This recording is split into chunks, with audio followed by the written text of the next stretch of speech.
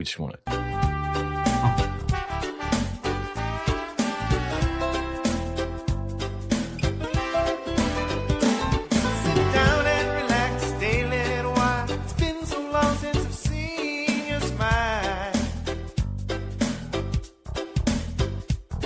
With a little of this and a little of that. Funny how time just slips away. Guys, we will talk story. Hey, let's talk story. Talk story. Let's talk story. Let's talk story. Talking story.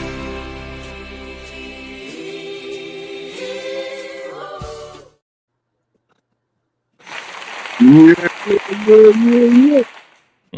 Aloha and blessings, everyone. Aloha and blessings. Welcome in to the Thursday Roundtable. I'm your man, Beachman.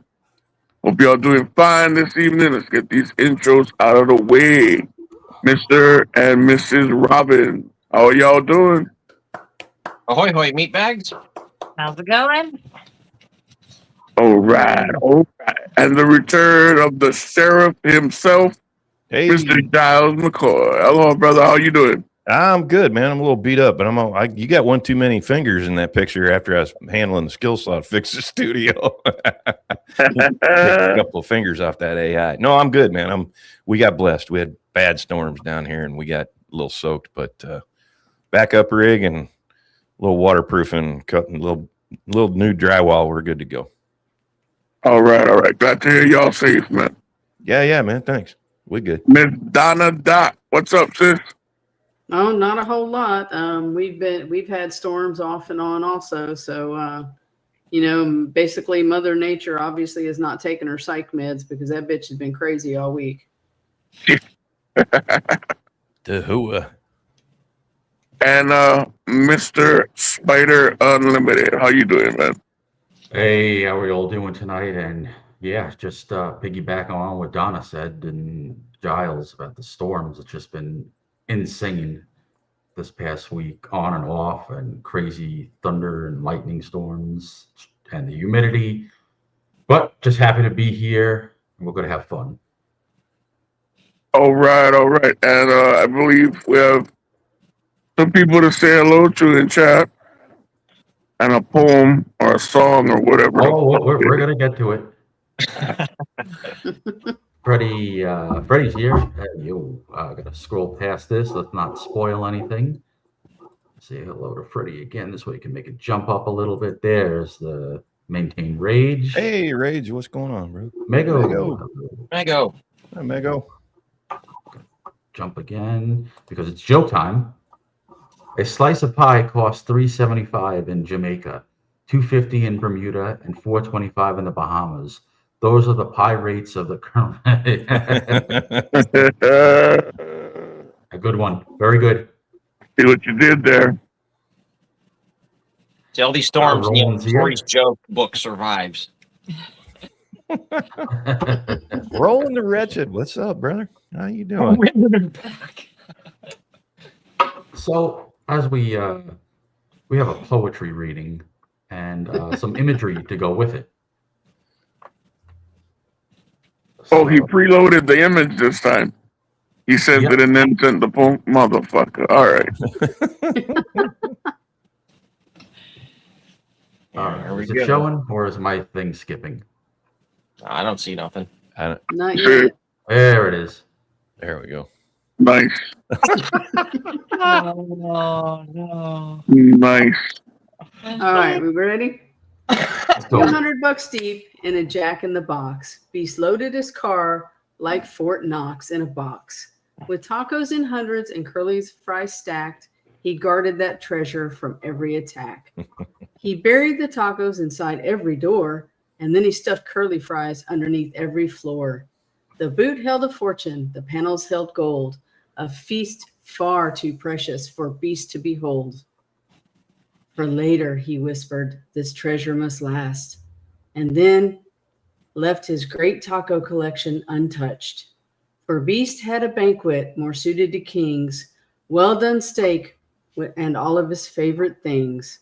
Pineapple pizza, burnt beef on a plate, with rivers of A1 completing its fate.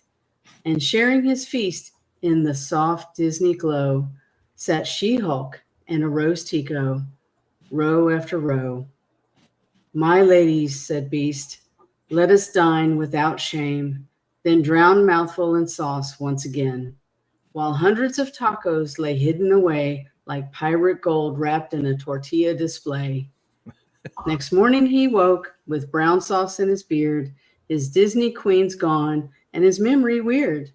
He cleaned out the cabin and then opened the door, and tacos kept falling out like loot from a war. From pockets and panels, from cushions and cracks, came curly fry riches and taco six-packs. For Beast hadn't eaten the treasures he'd won, he'd hidden the lot from the rising sun. So remember this tale when Beast claims refined taste, he protected good tacos, refusing their waste. Then feasted with She-Hulk and Rose through the night on steak cooked to leather and pineapple bly. Blight. I think you were But, correct. Bly on my end, BLY. Yeah, gotcha. Oh, That might be your oh, best damn one it. there. Don't call me Beardo. No. He correct that. Spider highlighted at the very beginning where he corrected himself. Reminds me of that This is line why. from Well, at reminds least me that line from The Big Short where they said the truth is like poetry. Most people fucking hate poetry. Exactly. at least he got the real She-Hulk. Though. I'll say Right. that. There you Yeah, go. I was gonna say at least it's the real one. Here, we got one for you. Oh, why does the Why does a pirate struggle to learn the alphabet? Because they can spend years at sea. Oh my God. I'm waiting, Kay. So I'm waiting for the lore of the lore. Yeah, I'm waiting for the chat to make the lore of Rage being obsessed with me. Yeah, when that starts coming out. Yeah, true. Yeah. Sort of who watches the watchers type of situation. I see where you're going with that. Yeah, in his little, in his little generated cave out in the fucking outback with just pictures of me all over his walls and shit. They'll have Just, a, all my different animations and all my different photos and stuff just pinned up all over his cave. have Yeah, an have you AI seen, with you you with seen, She-Hulk's body pillow and then AI of Rage with a Beast body pillow. Right, that's what I'm saying. See, I was thinking more like Ace Ventura when he goes to Finkel's house and it's like die, Dan, die all over the walls, That's kind of what I was imagining. That's funny. That'd be German funny. for the Bart the. Yeah. And to translate, boot means trunk for those of us, the rest of us in the side of Civilized the world. world. The civilized world. Yeah, a boot is a trunk. And I prefer hood to bonnet. Yep, sedan, not saloon. I find it very flattering for each. I do. Go see the ocean. This is another one. See the ocean, man. I was at dinner the other night and somebody asked if anyone knew CPR. I said I know the entire alphabet. I laughed. They laughed. Everyone laughed. Well, except one guy. That's good. That's a I good like one. Pretty good. Good. Hey, Deborah's here. Deborah. Hey, Deb. What's up, Deb? Yeah, How we she's doing, just dropping in. Deb's I good. see Mego showed up in the chat. Mego was in a few of my fucking most recent posts. Mm-hmm. And that joke reminds me, there was a couple of guys as firefighters and they were teaching the Heimlich maneuver and somebody said, does this thing really work? And they told a story about they were at this bar and this fella had one too many wings and he was choking on it. Fireman got up and he went over and hit this fella 3 times. On third time, this thing shot out of his throat and shot across the bar about 20 feet. And he went, sucked in air. And the first thing he said was, did you see how far that thing flew? Weirdest thing comes out of people's mouths when they find out they're still alive. Mm-hmm. That was gnarly, man. Right. Yeah, I think when I came back, I was like concerned about my cheesesteak in the oven. Well, and to be fair, depending on how long you've been It there. got cold, so I'd put it in. Yeah, I mean, I wasn't out for super long, but yeah, I'm like, what? Where's my sandwich? Like, you were dead, homie. Is that legit or is she fucking with us? No, that's legit. Yeah. I've worked at this job 3 nights, and 2 of the 3 nights we've had code blues, and I'm not impressed with the way my coworkers do CPR. If you ain't breaking ribs, you ain't doing it right. Yeah, neither one survived. So, Oh, well, yeah. to be Oh. fair, they're, But if you're pushing on somebody, they're circling the drain anyway. So, be fair. They were already down the drain. Yeah. Oh, well, But valiant effort.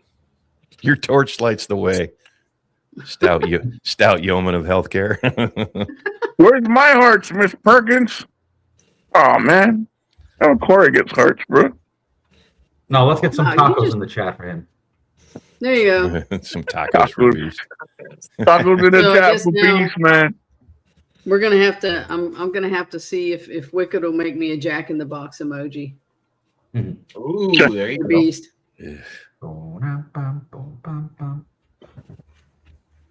I'm never out of the fight. That's true, Rage. I'm never out of the fight. Yeah. Yeah, there we go. See? There we go. Tacos galore for the big man. You taking the Meglo, fentanyl? You'll be out you of it. better simmer down. Oh, goodness. And roses I from thought- Rage. That's nice. I saw you were first up on that one, Mego. Hey, whoa. Hey, I'm defending you instead of the alternative, which others usually post. Cajun says he met Deborah in person and she said he's handsome. Oh, Deb, that's so nice. And get to the optometrist because I was just that 1 fucking we second. need, we need to get your script checked, young lady. I didn't know Deborah Well, was blind. To be fair, she also thinks John Ambler is handsome. You know, Oh shit. All right. So she not likes accounting for taste. the rugged type. That's only because she hasn't seen the Fremont Troll yet up in Seattle. There you Well, go. now to be fair, when we met those 2, we were drinking, so there's that. Beer goggles. Okay. Women have beer and liquor goggles too. All right. Fair enough. Oh yeah. Nothing personal, Corey. Nothing personal. I was there. I got none of that love. Oh my Taco, God, big Mego. St. Ides. Taco. Tako. I like taco. Corey's like, you just called me ugly, you son of a bitch. How's it not personal? All right, Mr. Spider Yes. or Graham or who's leading up? We got stories tonight. Well, I think it would be appropriate to start Beast, the one that you were talking about. I think it's sad, but works with me again. Jeremy Clark Yeah. is aggressive prostate cancer diagnosis. Yeah, that was in his Now- season finale. For anybody who I haven't started the new season yet, so if there's any spoilers aside from this, like, let's just please keep it Spoiler free. Yeah, Sure. because I love this show, and I watched him with the Grand Tour. My brother was a Top Gear guy, so it was always fun having Clarkson in the household. I'm saying Yeah, it's not man. going, but he's fighting it. Fucking mosquito. Well, without spoilers, like usual, there's if you watch previous seasons, there's up and downs as there always is in farming and any type of that life. If anyone's done it, you go through the ringer anyway. So, but this season was particularly rough. They got hit with several different things. It's kind of like stacks on stacks on stacks. And then if y'all seen the clip, there was a little clip shared out on X. Like they were discussing what and whatnot with the harvest. And that's when he revealed it because he had to, because it was running into when he had to go and do his treatment and whatnot. So Yeah. yeah, it was a rough reveal too. And you could kind of tell like he didn't really want to do it at the time, but he kind of had to because that's his team. They need to know, right? Mhm. Yeah, and it's the first season he I said facetiously, but like he was also, it was half, he was like, I smoked 250,000 cigarettes in my life. It's like, yeah. Because that was when COVID hit, was like with the first season. So he was talking about his health concern and everything. So that always stuck with me. Yeah. A shame because he stands up to everybody. Yeah. Yeah, it really does. Yeah, the shit part of this is, we've got, Jasmine Crockett's in perfect health, and here's Jeremy Clarkson with, aggressive cancer. It's just, that's kind of how it goes, though, man. I feel like the good ones always, and again, he hopefully he pulls through, and it's just, if not, he's left a very good mark, and I agree. But let's not. This dude's been through some shit. I'm not going to write him off yet. I'm the Irish in me always likes to have a wake for people like this. I look at him and go, you know what? He left her all on the ice. And if you're going to go from, cancer, he's going out in a pretty good company. If you think about it. Yeah. Yul Brynner and John Wayne and Bogey and all that. I'm like, he's of that era, and they got it out there and got her done. The nice thing about this, and this is, I don't mean to diminish this, so please, folks, don't take it this way, but I'm a true believer. So when somebody dies, I believe they're going to heaven if you're a good person. And I don't think, how do you call Clarkson not a good person? But he's got a legacy. Anybody can go and watch. He's left his message for the world. So at any time, people can go back and go, he ain't like some obscure dude that just, winds up dead on the side of the road. People can go back and get his message anytime they want. I think that's good. You look at a lot of people that go, how do I put this? I was following my old man around town one time, and one of the things that struck me, I was real young, I was a kid, and he said, see that building over there, built that building, put that building up over there, did the interior to that. You can drive around and look and point at things, and you have a legacy. This dude's got something in film that, or tape, however you want to, whatever the kids call it, we call it film. And you can go back and look, and he's never going to be gone. You can watch a Bogey movie anytime you want, and he's still around, and Jeremy Clarkson's going to be around forever. So sad that he won't be around much longer to, provide more, but God dang it, he left her all on the ice and taught some valuable lessons. Hopefully people learn from that. Yeah. And Clarkson has close to 30 years worth of stuff to watch. Yep. Yeah. And the impact, even like that pigloo, that stainless steel bar for the pigloo so the mama pigs don't crush the piglets. That's his invention. Like, even stuff like that, just, it took a gearhead to get into farming to be like, well, why don't you just do this? Every man dies, not every man really lives. And he really lived. Amen. Well, like I said, hopefully he gets through it. It sounds like he's not in a good spot, but Well, that's what I was going to ask. Because what I read was that he had some sort of procedure. Yeah, it's just the prognosis isn't great. I think it's a coin flipper, right? Yeah, Usually so with he went cancer in. it is, yeah. He went in for a routine medical, which is, I guess, like a physical exam, and they caught it early, which is good. And then he went and did the procedure, which kind of, I guess, worked out for a bit. But further close here is 10 seconds. So in the post, it says that he ends it with some type of message or whatever, where he started season 5 in the hospital and he's ending it in the hospital because something had gone awry. Now he survived past that because we know that because it's, pre-taped or whatever before they release it. So he's posted video of himself to like Instagram or whatever since then. Yeah. But it's that the procedure may or may not have taken what he actually did to get rid of it.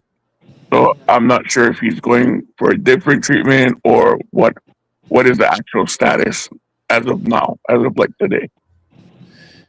Well, the good news is stage 4 stage 4 prostate cancer, the survival rate is as high as a coin toss. It's 50-50. So Yeah, that's pretty much it. got Yeah. that. Yeah, if we're gonna make lemonade here, that's of the stage 4 metastasized cancers. That's about as good as you're gonna get. And I appreciate the Oh, British. did they say it's metastasized? Because I haven't seen the last couple Well, episodes. I'm assuming again. I'm making an assumption here. If he went in for a normal procedure and something went awry, I can't. I mean, normally a prostate is pretty. That should be a cut. No pun intended. A cut and dried operation. I don't know. I know they said it was stage 4. Sometimes what happens is if you don't get all the cancer, then the cells can still spread. Yeah. Okay. Anytime somebody uses the word cancer with you, it's a crapshoot because you don't know how far it's got even when they find it. They find it looking for something else, and then they go, uh-oh. And then, they start following up and go, oh, by the way, it's in your lymph nodes. And then you're kind of, then you're on a clock. But you know what? We're all on a clock. And Yeah. God love him. I hope he beats it. If not, he left her on the ice. So good on you, brother. Depends on it depends a lot on where it metastasized to. Well, he said they went in and they zapped it. He kind of explained it to Caleb, where they went in and they used sound waves like a laser. I don't know. Even when he was explaining, he didn't really know. But yeah, they went in and they went in and they zapped it.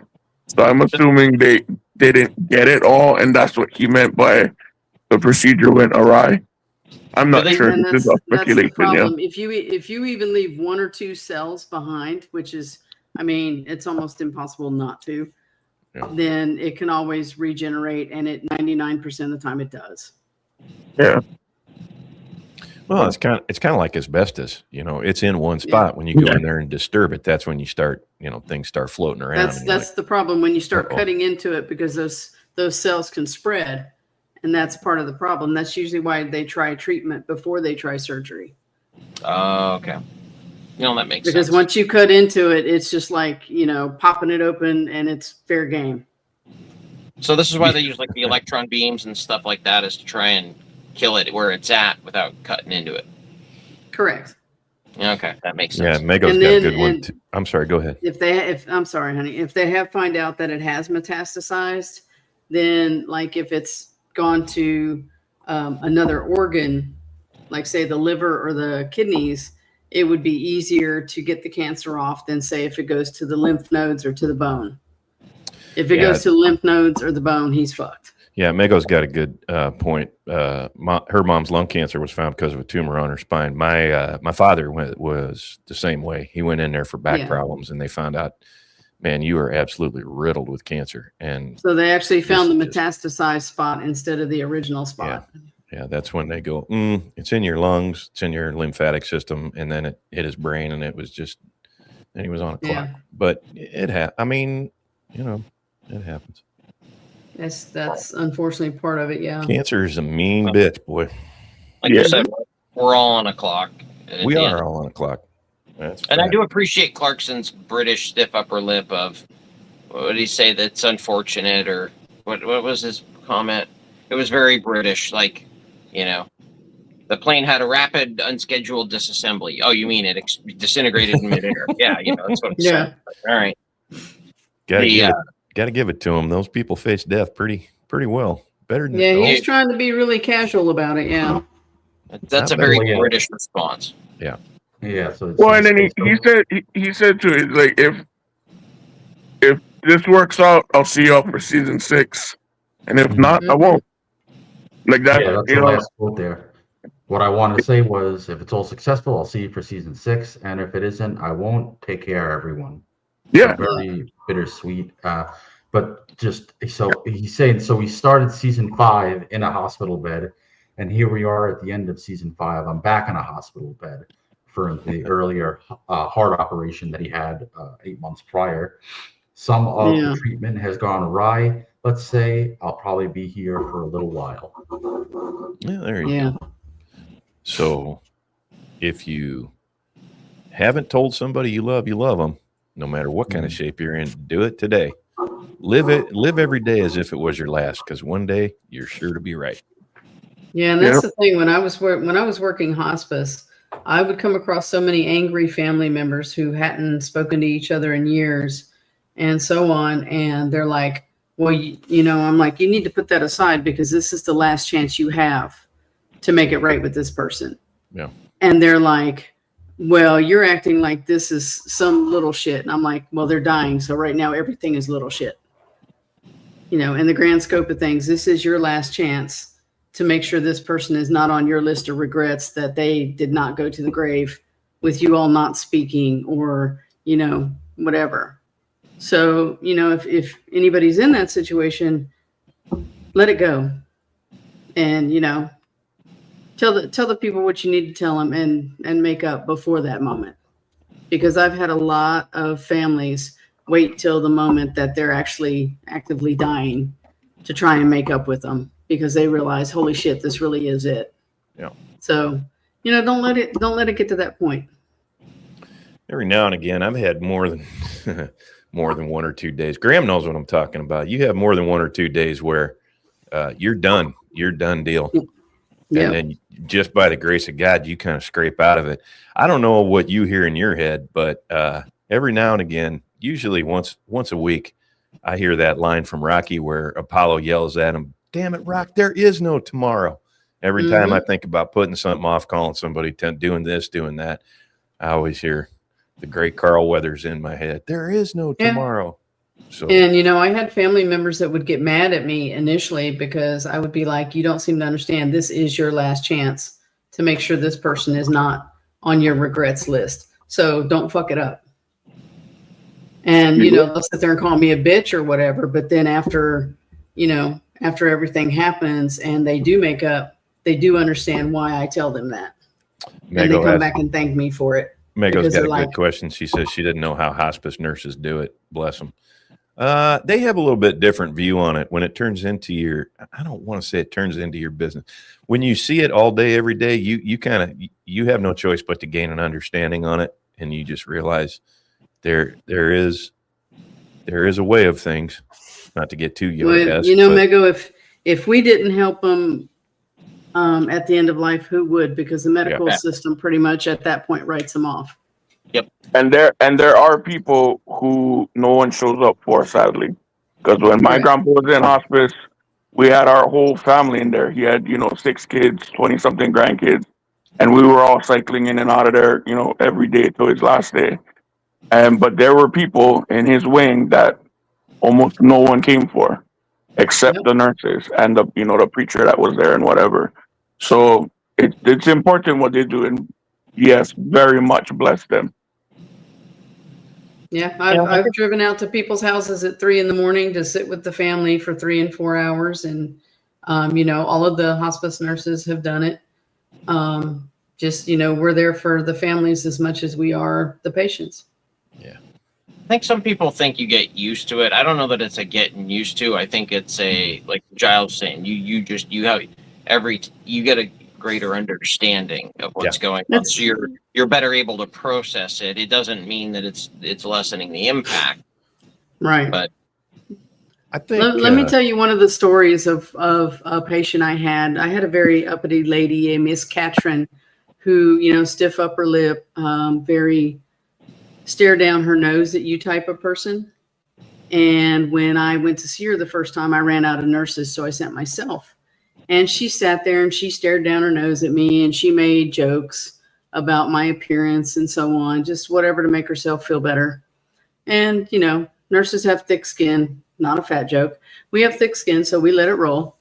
And she started requesting that I come back. And then the third visit, she was like, "Can I tell you something? Because my family thinks I'm crazy."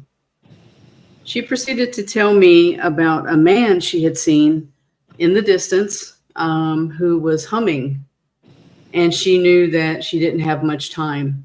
He was humming different hymns, and it scared her a little bit because she didn't know the person. So it scared her why he was there. So we talked about it. Over the few weeks, he got closer, and she would tell me about it. And then one day at the office, she called me and she said, "I know you have another nurse scheduled, but can you come see me instead?" Okay. So I went to see her and she said, "Well, I wanted to say goodbye." And, I made jokes about, do you have a hot date? You going somewhere, going on vacation? She said, this morning he sat on the side of my bed and he sang my favorite. He sang The Old Rugged Cross. So I know it's time. No.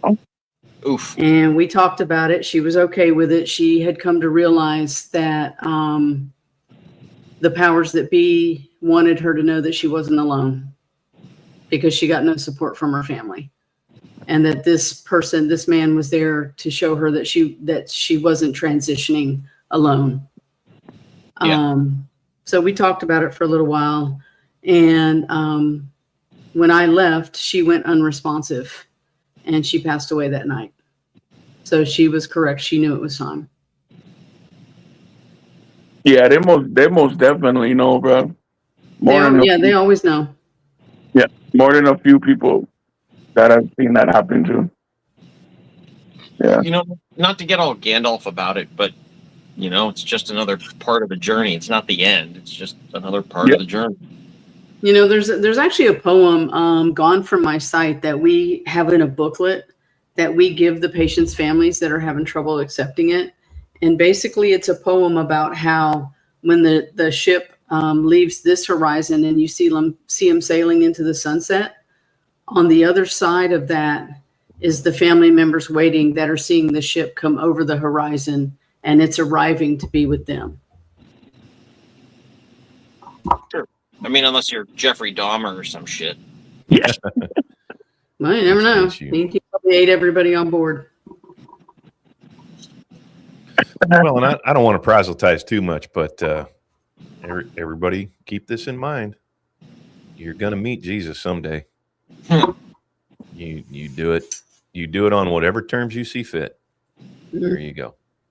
That's pretty much it. Yeah. My kind of he ended up passing away anyway, but on the brighter side, and even like Gerald in the show, like Gerald beat cancer too, right? Because he had a cancer diagnosis a couple seasons back. Mm-hmm. Yeah, Gerald had it. And then it's like my grandpa had an aggressive form of pancreatic cancer, and it ended up spreading everywhere. They gave him 3 months when he caught it, and like a year later is when he passed. He just refused to go. The kind of man he was.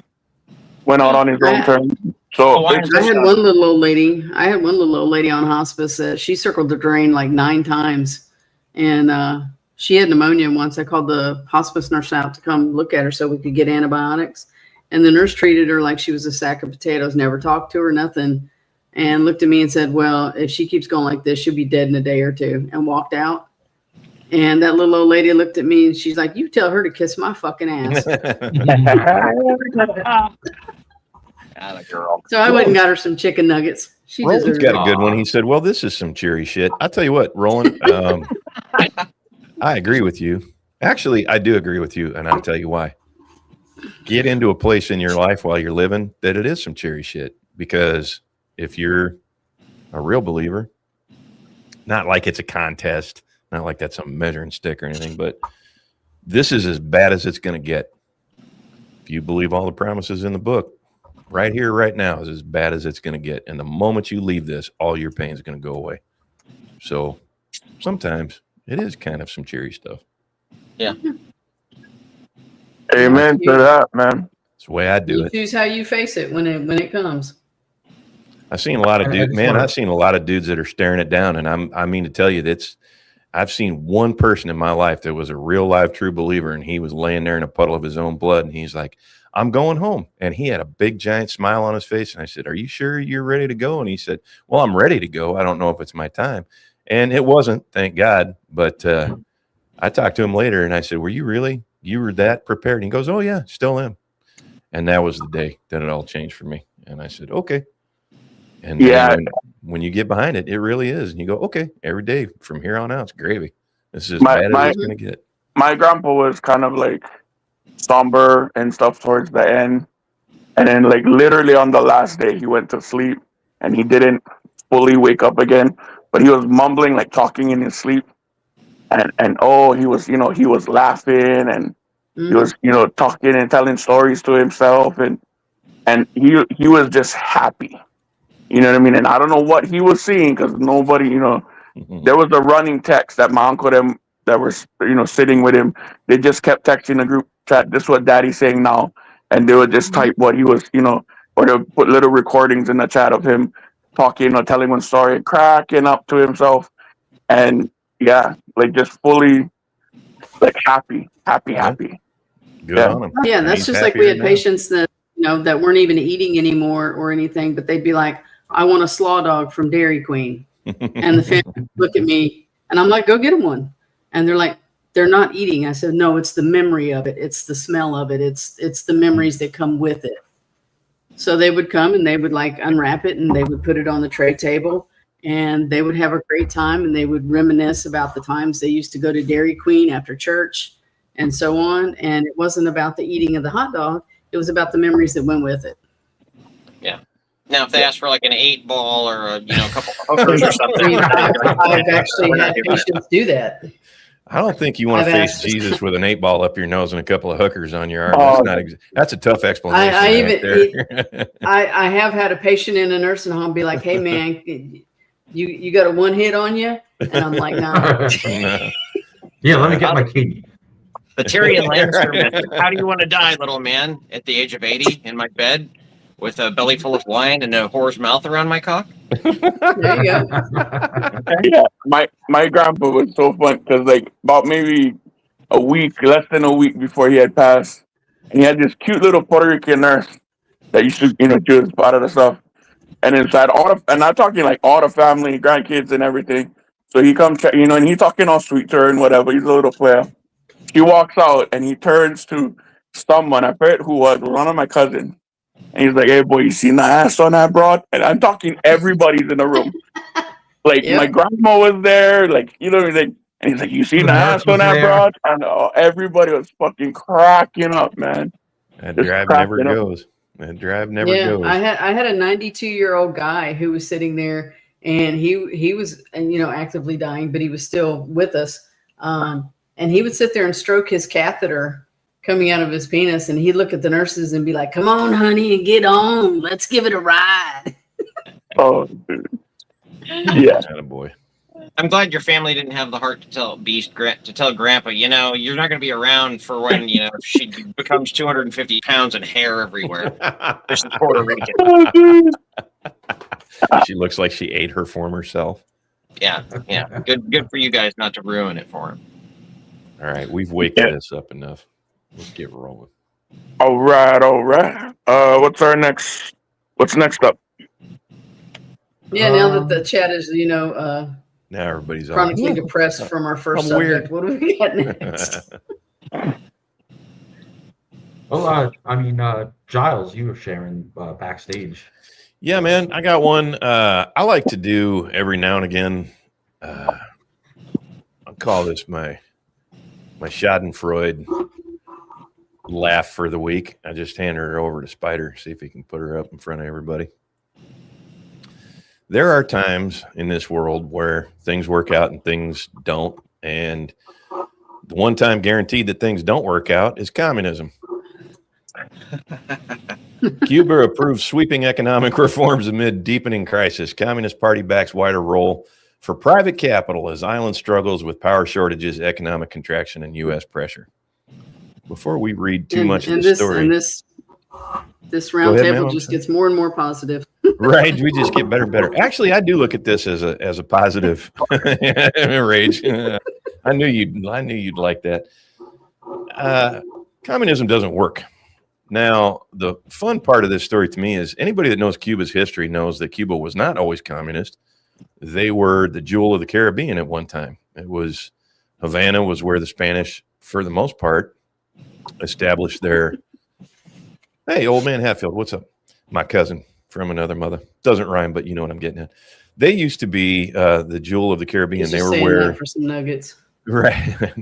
That's where Havana set up their foothold in the Caribbean. In Havana, and had the big hog trade and all that, and they were profitable for years and years and years. And back in the '60s, real late '50s and early '60s, young man by the name of Fidel Castro talked him into some things. Actually, early '50s, if we want to go back to where he started, and they talked him into communism. Well, they've been kind of shit in the rack ever since, and With help from Che Guevara, no less. With some help from Che Guevara, who was a rich kid, by the way. Anybody that's a big fan of Che Guevara wants to look into him. He died screaming like a pussy, and was an absolute little spoiled rich brat. He was the Hassan Piker of his day, pretty much is how that went.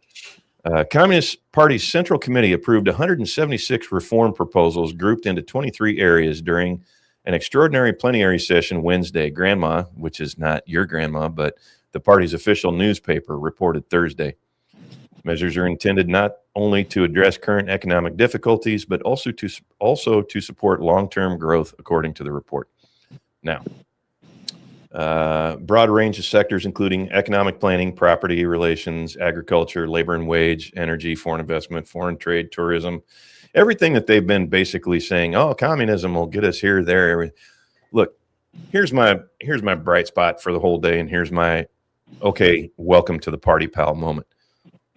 Capitalism is the best flawed system on the planet. And anybody that wants to argue that can look at Cuba here as the shining example of, and they've only been doing it for about 70 years. Communism doesn't last more than about 100 years max. China's they're already well into their capitalist blend phase. And I like to see Cuba, sneaking into that. And did they get pushed into it? Well, a little bit, but when you consider all of South America is there for support, and then they've got you've got countries all over the world that can support that as they see fit because there's no restrictions going into South America. They really took a beating. So my take for everybody that looks at the world and goes, oh, we got communists here in America and we got communists, here, there. You can ask Russia how well communism works out, because communists always go, well, we didn't do it big enough.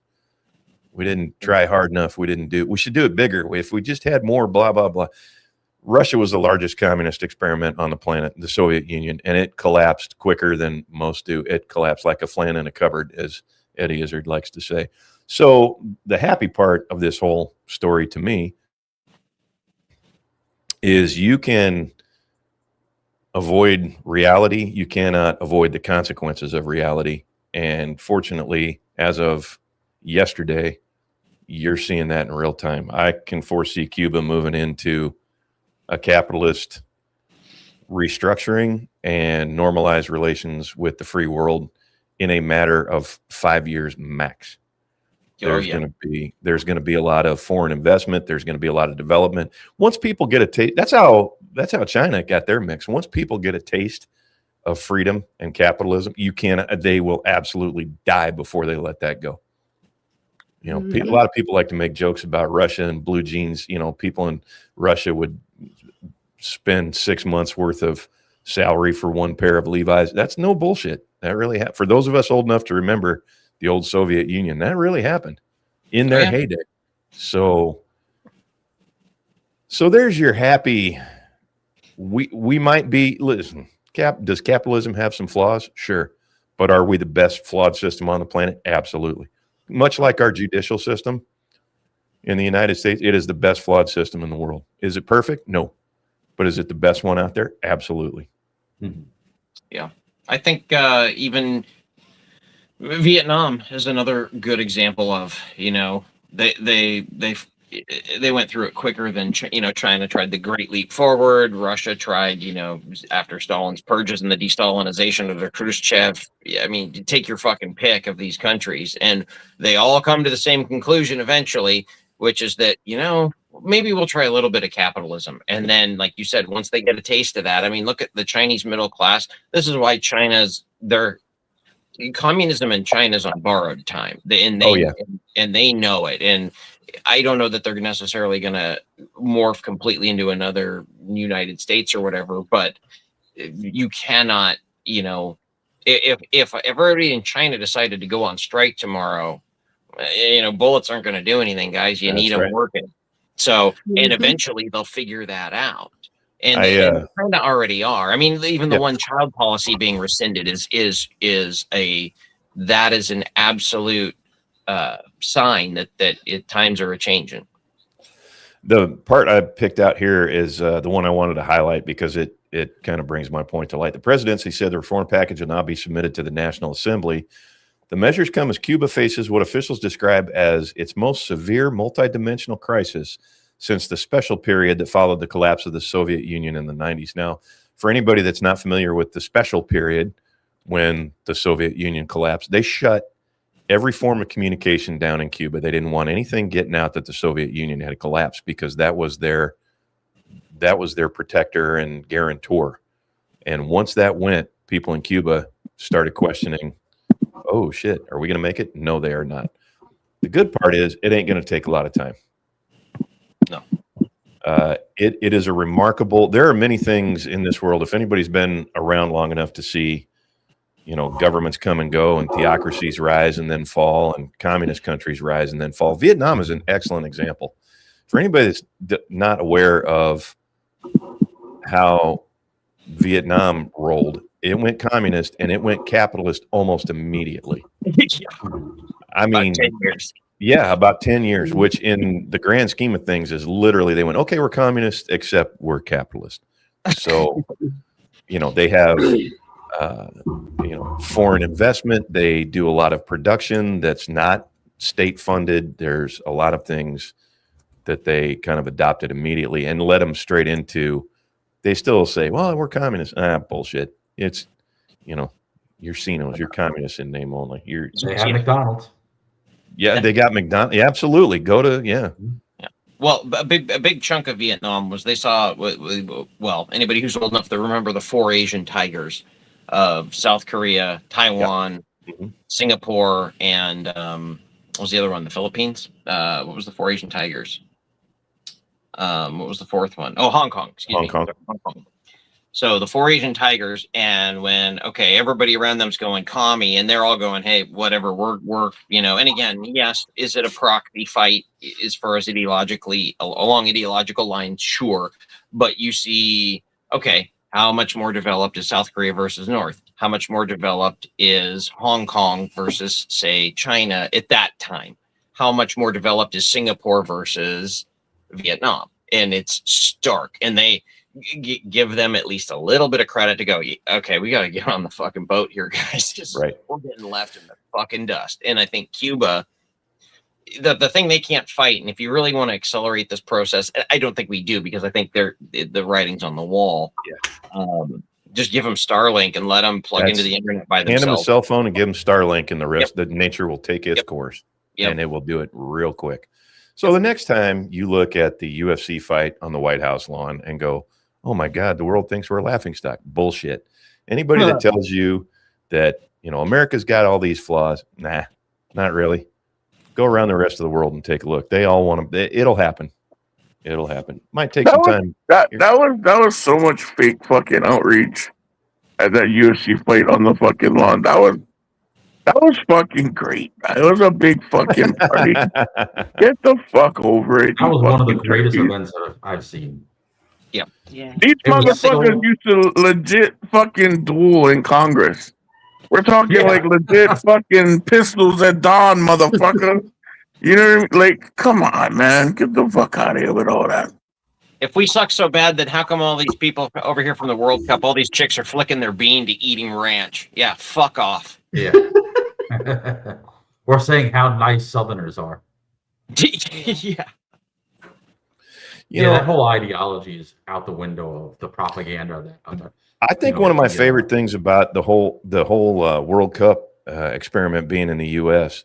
is watching the foreigners, for all the flaws that TikTok has, watching all the foreigners come to the U.S. and absolutely freak out about how fucking cool it is over here is absolutely my favorite thing to watch.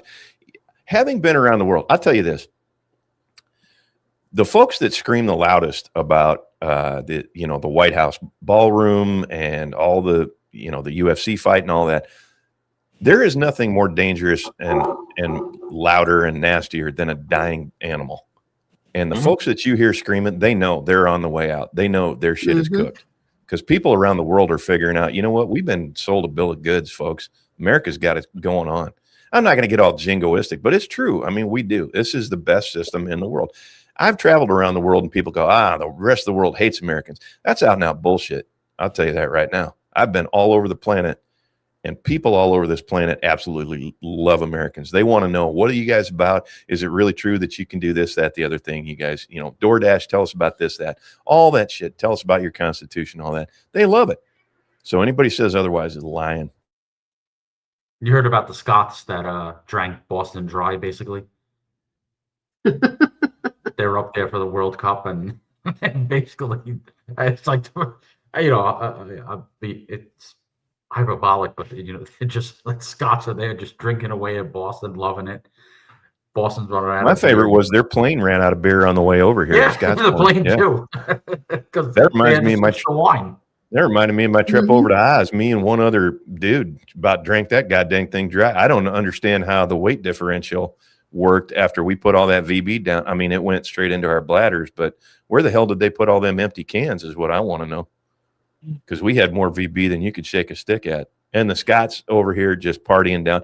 My favorite was the bar that was, God, I wish I could remember the name of it. I want to say Maggie's. That's not it. And then I got Flogging Molly stuck in my head because they were playing that for the boys while they were in there. But that bar asked their management, hey, is there some way that we can get the World Cup here every year? Because these guys are fucking awesome. I'm like, yeah, they are, man. It's cool. Yeah, when I was in Europe, right before COVID, I was part of a group, and most of them consisted of Aussies. Shout out, Maintain Rage. And they were the coolest, funnest motherfuckers I've ever met, the Aussies. And to drink you under the table, I'm like, where are you putting all this alcohol? Like, and how are you still standing? In their legs. It blew my mind. But it was fun. Everybody was having, and then they wake up the next day, and it's like, hey, mate, how are you? Good morning. It's like, what the fuck? You had 20 beers last night. I think one of the most ingenious moves was getting the World Cup at more than one venue here in the States so that people could, on both sides, look at, we've all been told for the last 15 years that we're so different and we're all, these guys are right, these guys are wrong. And when you get this many people together, and I hate that it's soccer, could have been hockey. All right, fine. But you get this many people together for a common cause and they just party down planet wide, you realize, hey, we ain't any different than anybody else all over the planet. Everybody out there wants to just get together, have a good time, have a little fellowship, cut up, watch some sports. Mm-hmm. Yeah. I think that's fantastic. I'm just seeing all the aspects of America, as big as it is, and the differences that it is. Going from state to state, all 50 states are its own thing and have its own culture and whatnot and what have you. And the big cities and this and that. So you're not just getting one contained thing in one area. Yeah, I think that may be what blows Europeans' minds the most is they think you're just gonna. I heard a story about a couple of Scots that were gonna jump into a rented vehicle, and they're like, "Oh, well, we could just walk to the next venue." And you're like, "No, dude, that's in a different state. That's in Houston." Like, well, we'll just walk there. I'm like, it would take you months to walk down there. The fact that they get together and then they see all the cool stuff. And how diverse America in itself is, because a lot of these people that come from one country, everything's kind of the same in their whole entire country. Mm-hmm. You cross the border in Europe, it's a whole different country. Kind of blows their minds. Well, you drive from Texas to South Dakota, people are kind of the same, but a little bit different everywhere you go. And then you go, Florida is different than New Hampshire is different, and they go, it's all the same country, and you're like, yeah. Well, what's the deal on California? And you're like, yeah, we don't claim them. Fuck them. They're their own kind of deal, But it kind of weirds them out. That's a good point, though, because I feel like L.A. and New York drive so much of the exported culture via Hollywood and then the banking system, the money systems. And that's all anybody ever sees. Right. But if you get out, even here in Washington, man, Seattle. Yeah. Is it bonkers? Yes. Yeah, well, but that's Seattle. Get outside the city and, folks here are, I grew up on a farm here in Washington, and it's no fucking different than a farm in Alabama or Mississippi or North Dakota or Maine or Pennsylvania. It's the same shit. We go through the same struggles, and folks are generally pretty much normal. Yeah. They might favor the devil's wacky tobacco a little bit more up here, but it is nice to see these guys getting outside of what the the media portrays, and all they hear about is how this racist, evil, thing, and then the Scots show up and drink Boston out of beer. That's What what's are up. Irish doing? Come on. I mean, you're drinking the Irish under the table. That is impressive. Right. I think that's the my best favorite part part. is about it. Go ahead, sir. No, sorry. Go ahead. No, I think that's my favorite part. What you said is that they get to see something other than what the media tells them. They get to see the real deal. And when they see it, it blows their minds like, well, we always heard you guys were horrible people. And you're like, yeah, that ain't true. That's a fucking Hollywood story. Right. And that was exactly my point of what I was going to say is, and now you have phones and social media that'll transfer this to their friends and family over there immediately. They can't take it down. It's everywhere. It's going to be there forever. It's one now of the things of the internet. One of the things that I always rail about in communism, the first two things they destroy are schools and churches. And it's because you want dependence on the state, that your faith is in the state and your education comes from the state. And the media is the third leg of that. They are, they control everything you see and hear. The beauty of, now I got my issues with technology. I'll leave that aside because the beauty of it, this whole World Cup experience is absolutely showing the beauty of technology. The one thing it can do is everybody can know everything for real right at their fingertips. The legacy media is absolutely getting their fucking clocks cleaned. And I think that's fantastic. You have Koreans dancing in the streets with Mexicans at games. Yeah. Japanese picking up after themselves in Dallas. Right. The Antifa leaves a pile of trash in the Japanese. You walk through and it's cleaner than when they left. You're like, damn, we got to have these guys over more often. Place looks great. I'm excited. Yeah, that was one of my favorites. That is just right into my veins, baby. If I'm feeling down, give me that. What do you say? Are we live? We're live, right? Yeah, are we live? Live. Are we You're live? Yeah. You're live. And I love how he speaks. He's like, I do not speak English. I'm like, brother, you speak English better than most of Atlanta there, homie. You are doing fine. You spoke better English than most of the country right there, my man. You in said one sentence. ask, not ax. I mean, you got it nailed there, buddy. Yeah, exactly. That one kid that Jay showed too, the one driving the Ram truck and listening to quote unquote country music. That was fucking great, bro. He's listening to Avicii. He's calling it country. It's a Swedish DJ. It's a beautiful thing, man. When people find out, when you travel, one of the advantages that I've had is being able to travel a planet. And one of the things I learned really early on is that people have very basic similarities. No matter where you go, I don't give a shit. Go to Fiji, go to, Taiwan, go to Italy, go to wherever. Middle East, it don't matter. Well, Middle East is a little bit different, but I ain't gonna hack on them right now. But generally speaking, people everywhere you go they're the same. They all want to be free. They all want to do their thing. They all want to have a good time. Make a living, raise a family, be happy. That's all people around the world want. So I hope people in the U.S. as well realize when we rail on, because it's easy when you're sitting here, when you're in the bastion of freedom and you get to make fun of Europeans and make fun of the Kiwis for getting locked down and make fun of, whoever. Remember, and Canadians, what have you. Remember, there's people suffering there too. You think you're suffering bad in a big city when you're getting locked down. Think of those poor sons of bitches and how bad they're suffering. But then that you get them here and you get to see, holy shit, man, we're all exactly the same. That's true. That's very true. And I think it's fantastic. I love that human beings get to see that. And the governments, you can't tell me that, the Big Ten, the powers that be, the G8 summit or whatever it is, that whatever them freaks trying to run the show. Don't tell me they're not sweating bullets right now going, holy shit.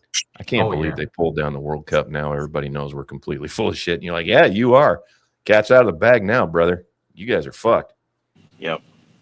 And then the Olympics in 2 years. Yeah. That was one of the smartest plays by the Cheeto man, was bringing fucking the World Cup to America. That was a good deal that he did. No, Hatfield just he's a Hatfield complete just buffoon. He doesn't know what he's doing, or he's a Yeah. Machiavellian genius, or he's a rapist, or he's or he's controlled by Israel. Or they can't pick a lane, man. Well, you can't. If he walked on water the next day, the CNN would call him hydrophobic.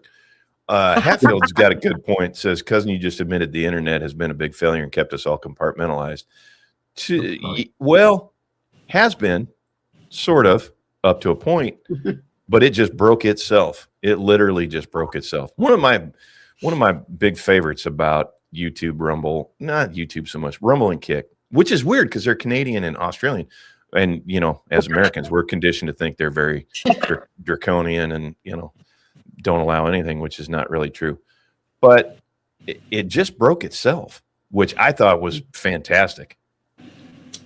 It did. It did compartmentalize people. And I wouldn't say the internet. I would say the legacy media did that. And it had control over the internet for so long. And now I got my issues with Trump. And, tomorrow we're going to get into the whole Iran thing, but I ain't going to do it right now. But one of the good things that he actually did that actually worked, we're looking at it right now, we're talking about it, is, getting everybody together out in the open. And boy, just like when communism gets their first cell phone and Starlink hookup, you can't put this genie back in the bottle. That shit don't work.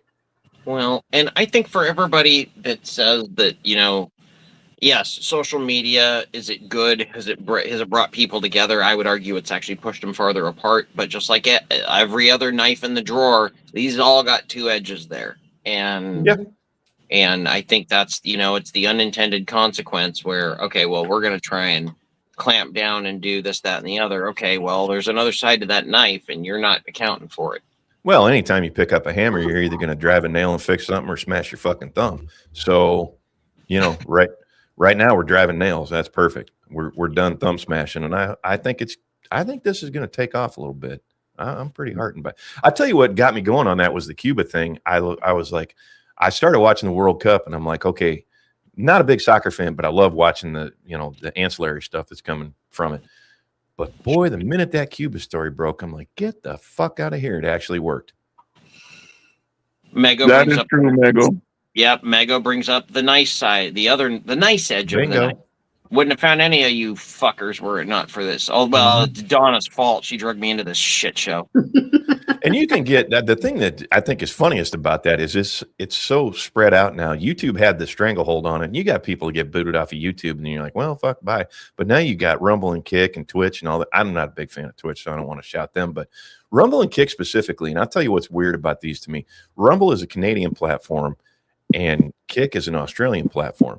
Now, as Americans, we've been led to believe that they're absolutely communist and captured. And if you ever think that the Australians are captured, go over to Kick and watch Kino Casino and tell me those guys don't have freedom of speech because they fucking tear it up. Yeah. So we're all starting to learn, you know what? I think we've been lied to for a while. And once that happens, you can fool me once, but you ain't going to fool me twice. So good on them.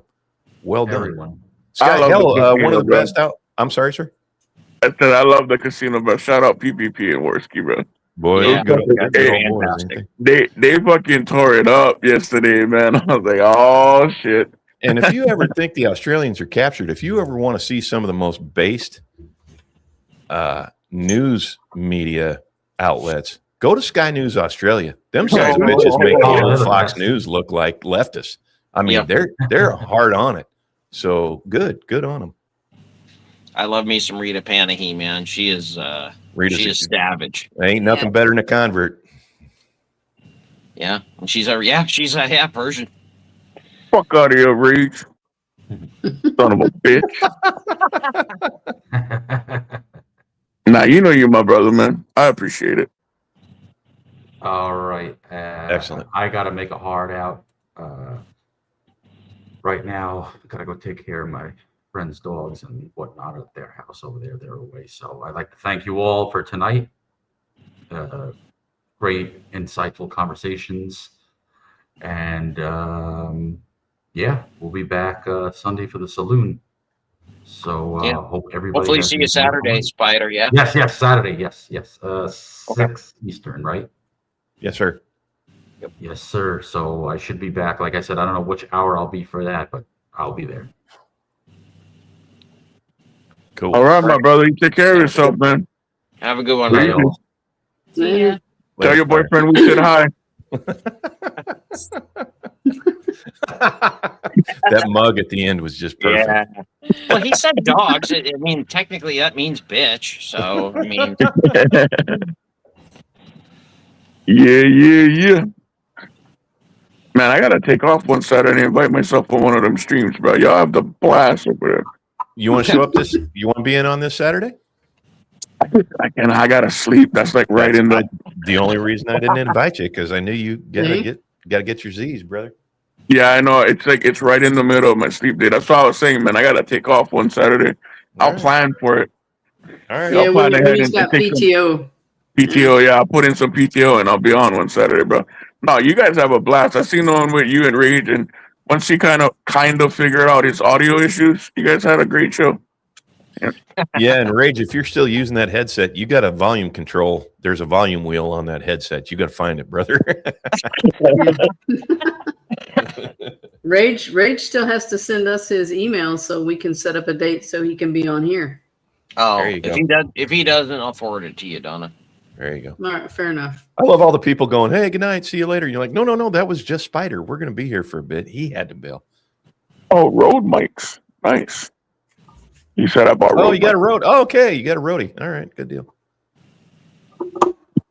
There we go. Oh yeah. Well, going from the came with the Hewlett 95 Hewlett Packard to the road. I mean, that's climbing a hill to Everest. There you go. See, I just heard he got a roadie, and that's something completely different.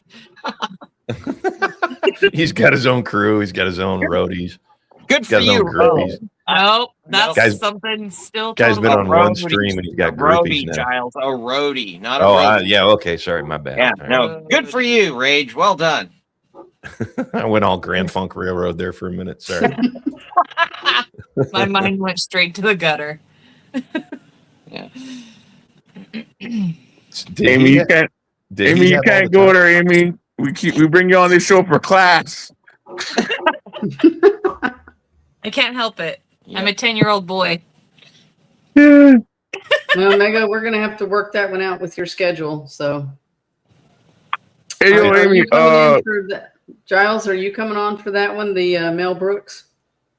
Send me the link. I'll be on. I don't even know what. I guess we ended up covering some stuff when we did Spaceballs, so we decided to do a Mel Brooks tier list. What night is that? I haven't made it that far. Okay. All right. I call Young Frankenstein. Haven't seen. Yeah, it we gave Mego a list of stuff to watch because she'd never seen them. So Oh, Yeah, she's Young probably having Frankenstein. a we're good letting her week do then. some homework. Yeah, she's Young plowing Frankenstein through it. was on the list. Men in Tights, Blazing Saddles. Yeah, there was a few we gave her. Don't I call forget Young- the producers. And the producer. I call Young Frankenstein. Yeah, we rated them from least obnoxious to most offensive for her to start with. I think Young Frankenstein. Most offensive, I'm going to say History of the Blazing World. Saddles. Oh well. Yeah, history. I think I'd have to edge out History of the World. Yeah, Blazing Saddles is pretty close. yeah. If Cleavon Little hadn't absolutely killed that part, I'd agree with you. But goddamn, he loved it. Don't tell me he didn't love doing that movie. Well, but the thing is, I think it's because most people know Blazing Saddles better than History of the World. Yeah, it was far. Yeah, down the it's a road. better known movie. That's true. Yeah. You know, Blazing Saddles. I'm hard pressed to think of a better takedown of Western Americana than Blazing Saddles. I thought that was brilliant. Mm-hmm. Only thing that comes. Yeah, go ahead. No. When you have Gene Wilder as your gunman, when you got the king of the Jews comedian as your Western hero, somebody tell me there's a better takedown than that. You take the Cleavon Little part out of that and you get, Gene Wilder in there as the gunslinger. Come on. I was gonna say maybe Tropic Thunder, but Okay. All right. That's good. Yeah, I'll give you that. That's pretty good. just to have the balls to do blackface in 2008. That was Yeah. pretty good. Yeah, that was pretty good. As well, you should. Comedy's coming back. It's making its way slowly back. You got your Shane Gillis's and, Tony Hinchcliffe. Tony Hinchcliffe's and Ricky Gervais's, and to a lesser extent, Corolla. I don't know that Corolla's still doing comedy. Who was I thinking of? He is. Corolla's still doing comedy. Stand up anyway. Still doing stand up. Yep. Yeah, can't wait for them comedies to make a comeback, man. This world needs you to also laugh. mentioned- That's for damn sure. Hey, Graham Beast also mentioned that you all, in my absence, set up another versus. You want to tell me what I'm supposedly setting up? Oh yeah, I'm supposed to email you about that. He aren't I? ignored me.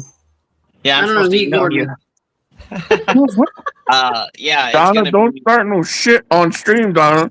and Giles, I think That's what I live for, Beast. Go ahead, Giles. Graham. You'll probably want to be in on this one, Giles, if you can. It's going to be Le Mans versus Grand Prix. When is that now? That's what we got to set up that one too. Yeah, so we got to set up. They apparently just decided that last night. In Grand my Prix, absence. end of show. There you go. Yep, and Rage is going to be. He's going to have to be on that one. Are Because these movies or are these the races? no, these are the movies about racing. Movies Le Mans, about the races, yeah. these are 60s like classic like racing films, which incorporated real life racing and real life death during races, like crazy shit. You know, very young James Garner and Jessica Walter. Again, I was telling them, I'm like, if you never saw Jessica Walter during Arrested Development and thought, man, is she hot? Well, watch Grand Prix, baby. And he was a smoke show when she was younger. And then, and then Le Mans, again, it's apples and oranges, but I think that's I don't know what you've seen both, right, Giles? And it's funny, I keep trying to look up Le Mans to make sure I have the right thing, and it keeps bringing up the freaking singer from Kajagoogoo. Yeah. Type Yeah, I don't even know how we got on it, but we were talking about movies, like inspirational movies and sports movies, and how we're kind of moving towards like the racing and stuff, and we got to talking about racing movies, and then y'all brought it up. Was you you brought it up, and then like Darth had seen one of them, and then I think Spider said he's seen Le Mans or whatever it was. Yeah. Yeah, they're both very good, especially for being from the 60s. They're both very good. Did you tell? Yeah, basically, did you tell Amy that Sandlot lost the versus? I did. Did you let her? Oh man, you would have been so I just disappointed. that I'm spelling Le Mans wrong. That it's L-E space M-A-N-S, Le Mans, like French. M-A-N-S. Yeah, but it keeps telling me I'm spelling it wrong, and it gives me Le Mans from Kajagoogoo. Yeah. L-E space M-A-N-S film. Yeah, I'll have to type in film. Why? Yeah. So, what was next on our list of things to talk about? Well, we kind of sort of did the weather, but not really. You wanted to talk about the tornadoes? I sent you a couple of videos, Donna, if you guys want to see. So I know normally, again, not our neck of the woods, but in the Midwest and the Tornado Alley, normally April, May is pretty active. And this year it's been, in Giles Hill attested this, it's been pretty damn quiet. And then the atmosphere, as you said, decided to stop taking its psych meds. And there was an outbreak last week and then a bigger one yesterday. And there's some really wicked video footage of the tornado outbreak last week and then yesterday. If anybody got affected by that, there was actually a derecho last week too. Aww. I've never even seen Bad News Bears. It's good. But The Sandlot was a big part of my childhood, for sure. You know, the original Bad News Bears, you know what blows my mind is the kid that played Kelly Leak. What is his, then played Freddy Krueger. What the hell is that kid's name? He was Rorschach in Watchmen. England. Gary, the new guy that played Rorschach in Watchmen. Oh, yeah. Fuck, what's his name? Come on, Rage, help me out here. Shit, that is Kelly Lee, right? Oh, son of a bitch, you're right. See, I said Robert Englund, but it's not him. It's the other. No, guy. Englund is the original. Yeah. No, he's talking about I'll come up with it here in a second. Are you talking about Jackie Earl Haley? Jackie Earl Haley. Earl Haley. Thank you. Yeah. Jackie Earl Haley. I saw him when somebody says Bad News Bears. All I can think of is Jackie Earl Haley. Mhm. playing Kelly Leak in the original with Walter Matthau. And then I start seeing stuff with when he was Rorschach, and I did not see Watchmen when it came out originally. I saw a clip of it. I looked at it and I went, get the fuck out of here. Kelly Leak went horribly, horribly bad. And then somebody told me he played Freddy Krueger in one of the Nightmare Yeah, I on Elm think he Street did. remakes, and I was like, oh my God. Yeah. Yeah. Still, I think Zack Snyder's best flick, but that or Dawn of the Dead, or his best. Watchmen.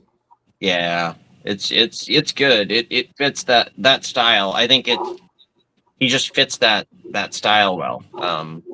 I think Watchmen's his best flick, but that line with Rorschach, you think I'm in here with you? You're in here with me. Like, oh, yeah, here we he's go. got some good. I went and watched that. He's got some good bits in that. Speaking of remakes, I got to ask you, Halloween, John Carpenter's or Rob Zombie's? Okay, so I can appreciate Zombie for taking the big swings, but and I have my problems with Carpenter's. Yeah, I'm going Carpenter's. Okay. I have problems with both, but I do. Well, I'm an originalist, and then I saw Zombies, and I'm like, this is pretty damn good. I like his take on Michael Myers better. Just a flat out, he's just nuts. yeah, like I said, I like the big swings that he took. To me, I think it's hard to separate the whole House of a Thousand Corpses and all of that from like my mind kept going back to okay, so that he's doing the House of a Thousand Corpses thing. You know, like you said, where they're just fucking nuts. Yeah. And it was hard for me to separate that from Rob Zombies, but I liked it. It was fine. Kind of like Zombie. Did he redo that Texas Chainsaw Massacre? Was that him? Redid the Texas Chainsaw Massacre? I don't know if that remake was him. Or I can't remember. I'm going down memory road here a little bit. How many times have they fucking remade that Texas Chainsaw Massacre? Because I've seen a few different. Twice. Yeah, I think 2. You can't beat Toby Hooper's original on that. It was just now. I like me some Arlie Ermey. Don't get me wrong. That's the only thing that sold me on the remake was he kind of sold that to me. But you can't beat the remake on that. No. You know, the horror remake that I think they did actually a pretty good job with, and a lot of people might disagree, was if you've ever seen the original I Spit on Your Grave and the new one, I thought they did a really good job with the new one. Yes. Good call. Good call. I'm not much for horror movies, but I happened to catch the remake of that one. I'm like, you know what? I'm gonna go that's better than the original on that one. Yeah, I don't think I've seen either one of them. Ooh. The original's a bit dodgy, but remake was pretty. And you can't. Somebody was like, "Who wanted to fight over Carpenter?" Rage wanted to. John Carpenter, I'll fight you. You don't have to fight. You got me sold on Carpenter, man. I think The Thing is one of the best movies ever. One of the best horror movies ever. I took a chick in high school on a date to see John Carpenter's Vampires. So okay, all right. Why not? Was it Amy? Mm. Oh, okay. No, Mexican broad. And then she found out I was conservative, and we didn't. Of course it wasn't. Did you see that side eye he got? Boy got a fucking hole in the side of his head the size of a golf ball right now. We didn't even know each other yet. I was like 16. He's got the out. Like, fuck off, man. Like, how's your guys' There stream? is no time frame in the female world, Graham. no shit. How's your guys' stream? Pretty good. Amy hit Graham again. Oh, all right. Cool. Yeah. Did Graham survive his trip to the hospital post-stream? You're like, I'm pretty sure. Yeah, he'll be all right. He'll be back Saturday. Last House on the Left remake, also very good. Rage says. Oh, yeah, that's a good one. Fair call. Oh, okay. Is that the one where they put the guy's head in the microwave? Last House on the Left? Is that one? Where they fuck with his daughter in the woods and then he ends up killing all those motherfuckers? Am I thinking about the right movie? I don't think. It's not ringing a bell to me. I don't think so. What the fuck is that? I know there was an older, like, 70s version where the kids get trapped in the woods and then they get the tree cycles and they end up raping the kids and whatever. And he makes it back to the house and the dad is kind of like this ex-psycho dude. And he ends up killing all of them. You know, I only saw the remake once, but I think you're right. I think you are right. I know it's the dad, but I don't remember the head in the microwave part, but You know, another one that I thought, okay, did you guys like the remake of The Mist with Thomas Jane? I thought that was that Thomas Jane, wasn't it? The Stephen King one? Yeah. Wasn't it Thomas Jane that was in that? Or It was. Let me make sure I'm not lying, but it was. I thought that one was fantastic. I thought they did a really good job of that one. Much closer to the book, I thought, than the original. Yeah, him, Marcia Gay Harden, Andre Mark Gay Brower. Harden, Yeah. was the other one. Thank you. Yep. Yeah. Jeffrey DeMunn, one of my all-time favorite character guys.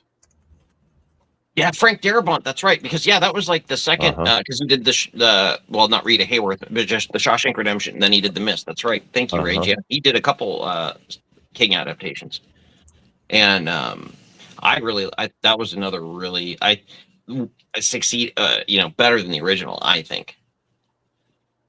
But did any of you guys ever see Exorcism of Emily Rose? No. Hated it. Really? Of all the horror movies that I don't watch, those I definitely don't watch.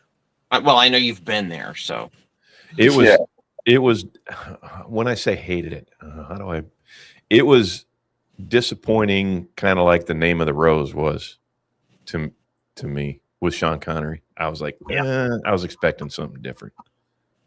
So I shouldn't say hated it out of hand, but it was just different than I thought. Tom Wilkinson as the priest did a great job. Laura Linney, I mean, God damn, I got something against Laura Linney. I saw Congo and I wanted to fucking strangle that woman. I was like, I knew that I would bet it's probably that, because she is not great. Okay, but we also saw the Exorcism of Emily Rose in the theater. That's true. And when you see a scary movie with a group of people, it's a little different.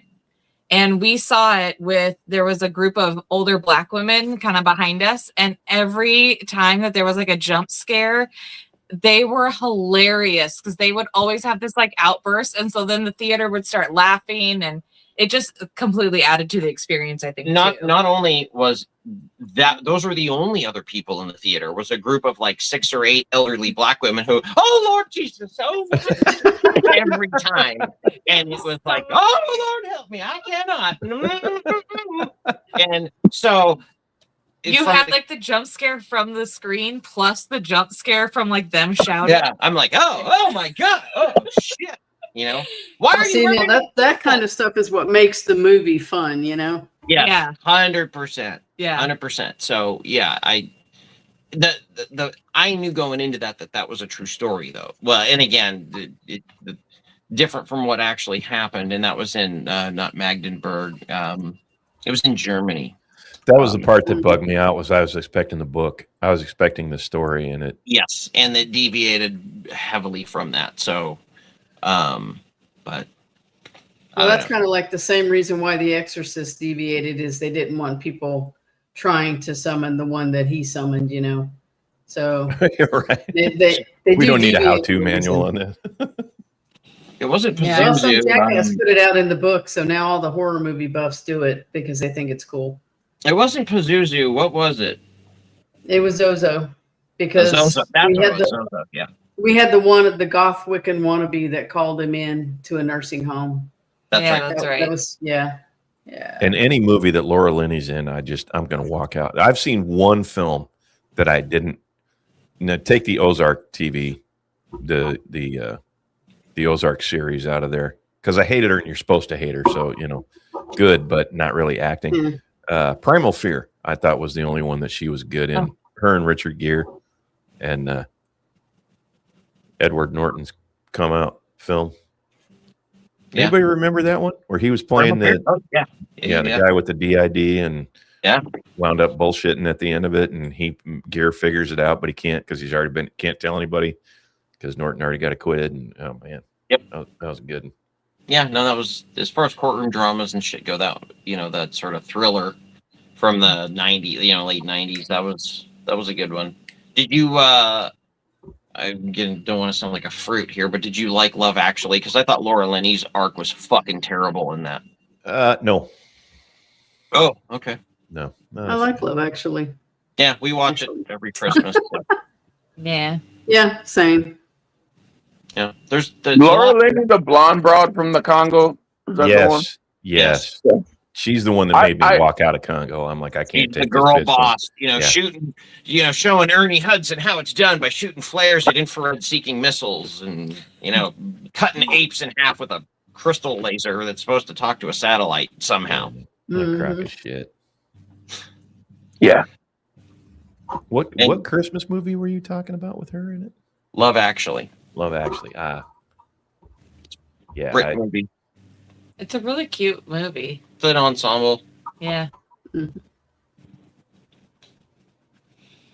Yeah. Yeah, I love that movie. Yeah, Alan Rickman, Rowan Atkinson's cameo's fucking hilarious. There's some really funny parts. I like Bill Nighy.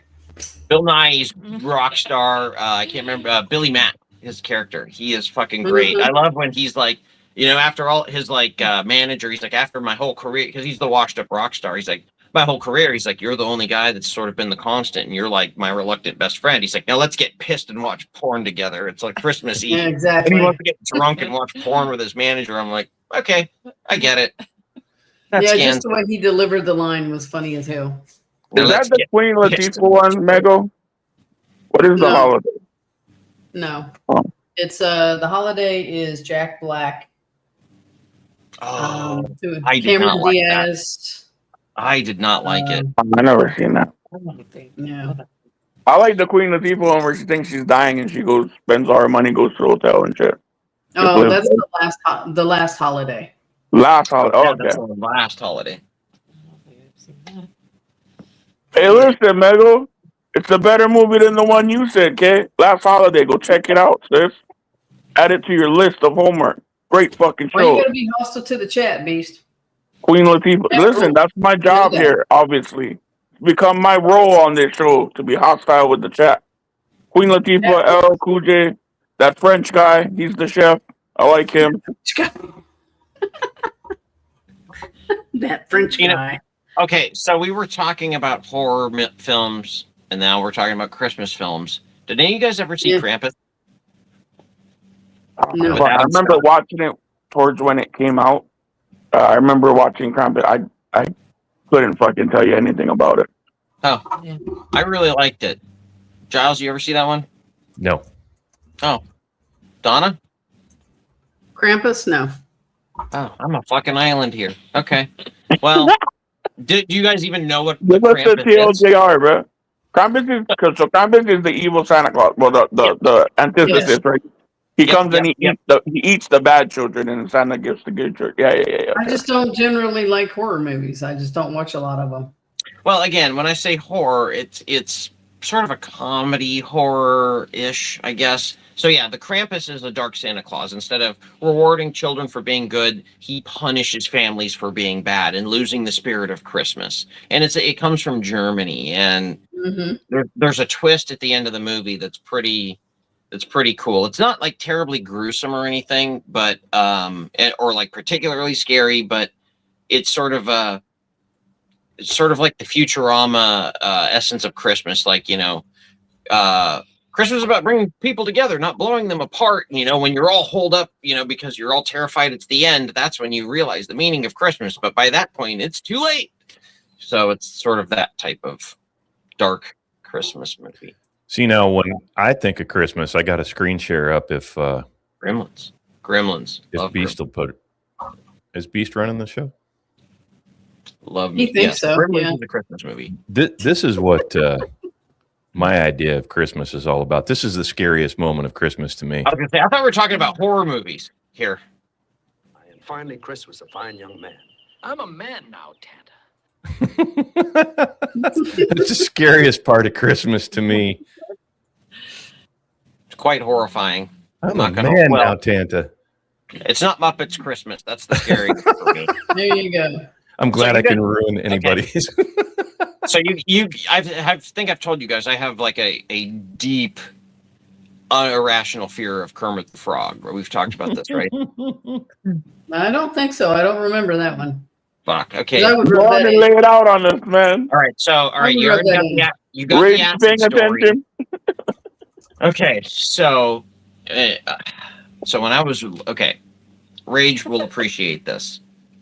I have, well, my dad is called an eidetic, or what you would call a didactic memory. So I remember a lot of stuff.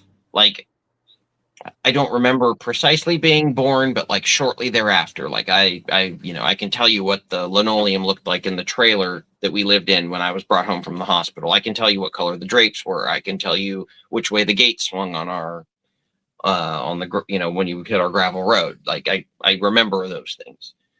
This is before I was 1. From shortly after birth until, I still get it every once in a while. I have had a recurring nightmare where I'm laying on my back and I'm looking at a blue sky, and there's passing clouds, and there's this thing falling, and it's like, wait, what? And it's screaming, like, but it's so high up you can hardly hear it. And then as it gets closer, I realize it's Kermit. And he's screaming, and I can't move. And I'm like, why can't I move? And there's nothing I can do. And I always wake up right before he hits me, but like it's Kermit the Frog's face, like right before he hits me, and he's screaming. And I always wake up like, what the fuck? And ever since I was a kid, and my parents, of course, they put like a Kermit the Frog puppet in my pram. So I'm just like, terrified, of this thing in the corner, trying to kick it out of the crib or whatever. And to this day, like, I cannot be around Kermit. Like, it just makes my skin crawl. I'm like, when people talk about panic attacks, like I guess, like, I'm like I cannot be around it. Like, and it's weird. And I know it's stupid. I know logically it makes no people are going to call me. Yeah, but phobias, that's the way phobias work. They're completely yes, allowed but I have none. They take over your nervous system. Well, maybe gray aliens, but I don't have any other phobias. Like, I'm not like again, gray aliens abducting, and like that's like that. Any person's not going to like getting taken out of your bed by an alien into a ship and like probe. That sucks for everybody. That makes sense. Kermit makes no fucking sense, and I don't know why. Well, I know why, but yes, irrational fears are irrational. Yes, and I can't help it. I don't understand. And my kid thinks it's fucking hilarious to put like Kermit the Frog in my sock drawer, or this one, planting. I taught him that. Planting Kermit the Frog shit around her. Like we log onto the computer and it's like a Kermit background, and I'm like kicking the monitor over. I gotta appreciate Amy for doing that, and let me tell you why. Because I worked with a coworker who was, let's face it, she was a bitch. So she had this fear of Pennywise. So every time we had a birthday party for the old people, I would keep a yellow balloon. And that night I would terrorize the shit out of her. I would take that balloon and I would tie it up in different patients' rooms. And, I would you horrible person. Curtain. So when you pull the curtain, you see the balloon float out. Or I would, I would put it, she would go to the bathroom and I would put it in the hallway of the nursing home, just floating in the middle at like 2:00 in the morning. It's a big red balloon. I would, I would like put it in the med room when I knew that she was missing something on her med card. I'd just put it floating in the med room, so when she opened the door, it would pop out in her face. My mom we did all that. thought it was funny as hell. Dude, that is fucking hilarious. Okay, again, why that's scary, because there's a monster associated with it. Kermit's like, come here, like it shouldn't be. I don't know. It's like looking at a rock and being terrified. It's retarded, and I hate it, and I can't help it. Rage. How I taught one of my CNAs, Rage, how to should. I had a CNA who would not shut the blinds when they were changing their patients. You know how I taught her to shut the blinds? I got out there in the middle of the night in a scream mask with my black hoodie on and stood outside the window. And I didn't say a word. I just waited for her to notice me, and she freaked the fuck out and went out running out of the room. But I guarantee you, after that night, she shut the blinds every time she went in a room. That is your guys' childhood horrors are they're creepy. They're very surreal. Mine was more grounded. No, I'll show you what mine looked like. Beast, throw that up there. Let me show you what my childhood horrors looked like. All right, now, son, I want you to get a good night's rest, and remember, I can murder you while you sleep. That's what mine. They were very grounded. No, listen. Whoever said that to you, and my Fuck off, Ron. grandparents, No, you don't. my grandparents and parents are cut from the same cloth. Because I remember, no, listen. I remember being scared of the boogeyman or whatever the fuck it was, and my grandpa dead ass looked at me and said, "Son, if anybody's gonna kill you, it's gonna be me." Shut Very up. comforting thought, wasn't it? Well, yeah, like because I got up, like a kid does, right? You get up and you're scared and whatever. And I woke him up. It's like 2 o'clock in the morning, whatever. And he's like, "What the fuck is going on, boy?" And I tell him that fucking scared of the monster in the closet or whatever. And he said exactly that. He's like, "If anyone's gonna kill you, boy, it's gonna be me. Shut the fuck up and go to bed. I need to sleep." And that was it. Ever since then, my grandpa was the scariest thing that I ever had to worry about. Again, rational fear. That makes sense. Yeah, exactly. That's what I'm cursed with. Rational fear. Darth has a fear of Canadian comedians. So when people say, "Hey, I'm afraid of Mike Myers," it means something completely different for Darth. You're right. Most people are thinking Halloween. He's thinking thinking Austin Exactly. Powers. It's like you go swing. He's like, "Ah!" My God, this has devolved horribly. I love it. Yeah. I love it. Oh, actually, and I'm just on my phone because I know we the other day had talked about the cup for the Supergirl movie. Remember that, Graham? Yeah. I showed now. Apparently, the one for the Spider-Man movie is apparently Is just worse. as bad. No. Yeah. Looks like you sucking cum out of the fucking web shooter. Okay, That's what it Yeah, looks like. pretty much. I didn't tell Amy anything. I just said this is the girl for this is the cup for Supergirl. What did you say? I said that it was mid-sex change. Yeah. They clearly Yep. split down and started to fold things back, and then just. And then Well, how do you that's think Supergirl was formed? And the Supergirl underneath, exactly. Oh, I didn't even. Okay. Yeah. Subtext. When they fired Henry Cavill, they did Giles. the sex change. Giles, have you seen the Supergirl? The novelty popcorn buckets and cups. Have you seen the Supergirl one? I have. Is it this one right here? Let me bring this up for those that aren't. Those that are watching at home. I Is can it guarantee this you, one as right somebody here? with a commercial art and advertising degree, somebody did that Yes. as a joke. Yeah, we're doing a vegoplasty right there. What the fuck is going on with these Yes. cups? Yeah, somebody did that as a joke, and the rest of the marketing team didn't catch it. That's what that is. That's I fucking. legit that's thought that brutal. was a Supergirl fucking flashlight that they were Yeah, fucking that's what I thought. mistake for the cup for Yeah. the show. It left half the mold off. Yeah, that's what I thought it was. I thought it was a Supergirl flashlight. I was like, what the fuck are they doing posting this dumb shit? And no, that's the fucking cup. Okay, so the Spider-Man one is just this bad. Giles, you think you could Let me find it. look that up for us, please? Yep. I mean, it's the first time Rage has seen that one. Yeah. Yeah, that's rough. I appreciate the veining on the coat. The vein, the thick veins on And the here's coat the thing. really. When the popcorn bucket for Dune came out, and we're all like, "Oh, it's not going to get any worse than that." John. Yeah, we were so wrong. We were so wrong. That was just a preview. Okay, but something Yeah, the that Spider-Man- Graham also pointed out with that cup is those cups are usually too big for the cup holders. So where do you put it? No, that was I said that was not me. That was I think Spider brought that up. He's like, yeah, Oh. he's like, Yeah. You Usually put it between the legs. it's Oh, big. God. yeah. So it looks like you're mid-sex change. Exactly. That's what we were talking about. You would have to put it because a lot of theaters don't even have cup holders anymore. So you would have to put it between your legs. There's so much stuff going on here. I don't know what the Yeah, hell that's going what on. happened to Superman when they literally emasculated him. They split the taco open, and there you go. Yeah, popcorn and sipping from a flayed wiener. It's terrible. I'm trying to You find it. find it, There's like Joe? 8 million. There's like 8 million goddamn cups on here. We're talking for Spider-Man 4, right?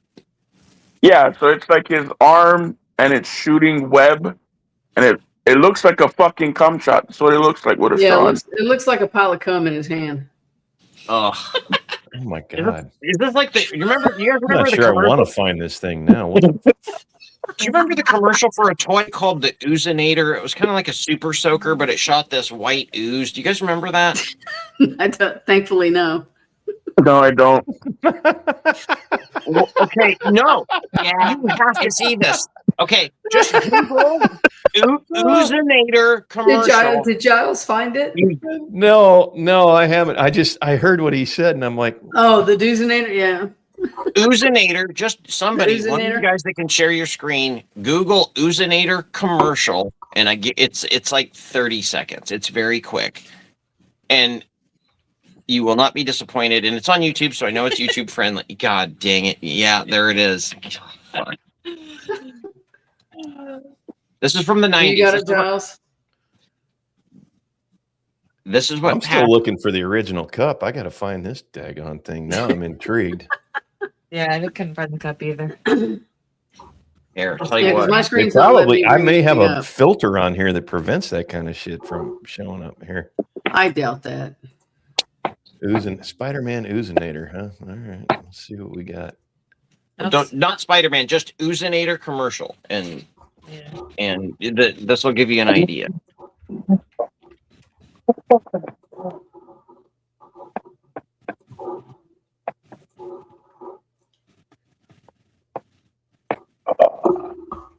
John Ambler says, what if someone took the Supergirl cup and the Spider-Man one and put them together to make it look like the Supergirl cup, in the Spider-Man's, The video is no longer available because the YouTube account associated with this video has been terminated. That's how good that fucking thing is right there. Maybe it did Well, terms of service. Here's just the I picture. guess we won't be picture of showing it. that one. Well, you can show the picture, I guess. Yeah, here's It's just the picture of it. Hang on, let me. Old Ben Hatfield, it there's not looks enough pretty stage in the world to spectacular. cleanse this screen. So the rub is It's just the that Johnny became a man. apparently you had to continually charge the thing because the reservoir wasn't. Oh yeah, here we go. So You gotta, here. yeah. You gotta Sounds like keep John pumping. found it. You'll see. Giles, you got this? It won't. Well, don't get us taken down. Yeah, it won't let me do the. Here, let me see if I can find it, and I'll text it to you. Yeah, 'Cause but we might not be able to show it, Graham. It might get us No. taken down. that's what I'm saying. I'll find it on YouTube. That's because the last time I saw it, like, well, this was years ago, but if I can find it on YouTube, I'll send it to you. But yeah, essentially the kids, you have to keep pumping the thing. And the reaction from the other kids is they're being sprayed with this white goo, and they're like rubbing it all over. They're like, oh, it's disgusting. And it's like hitting their face, and they're like, I'm like, again, nobody in the board meeting was like, you know what it looks like for me. You know, the thing was, everybody in the board meeting knew exactly what they were looking at, and they're like, "I'm not going to be the first one to open my mouth about this shit." Exactly. I'm not gonna admit to it. Exactly. Yeah, there we go. Especially if Found it. it was a guy. The Yeah, guy's right. not going to be like, Yeah, hey, you know, right. that's a You're lot like, I ain't going to admit to knowing that shit.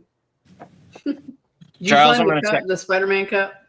I'm going to text this to you, Giles, because I found it on YouTube. So it clearly is YouTube friendly.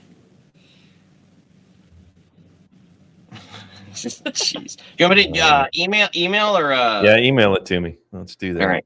There you go. Give me just a moment. For fuck's sakes. How was your stream? Pretty good. I ain't working on YouTube no more. All right. Here we go. For fuck's sakes. I can't believe the payoff on this better be like, Yeah. No, it's good. is Well, I Brie mean, what Larson else in do there? we have to do tonight, Giles? We're Good point. all of Excellent us point. obviously really have no life. So Excellent. All right. Check we're looking up, We did toy cum comedy, shots. we did the So British obviously comedy, we don't we did have a horror life. movies, we did Santa Claus. Let's go to the Oozinator. All right, here we go. Oh, good Lord. Oh, my goodness. All right. Like John Ambler says, the payoff could be explosive. Okay, here we go. You're going to love this. All right, big fella. Oh, driving. What do you call the new water and ooze blasting oozinator? ain't nowhere. Awesome. The new oozinator blaster from. What the fuck were we thinking?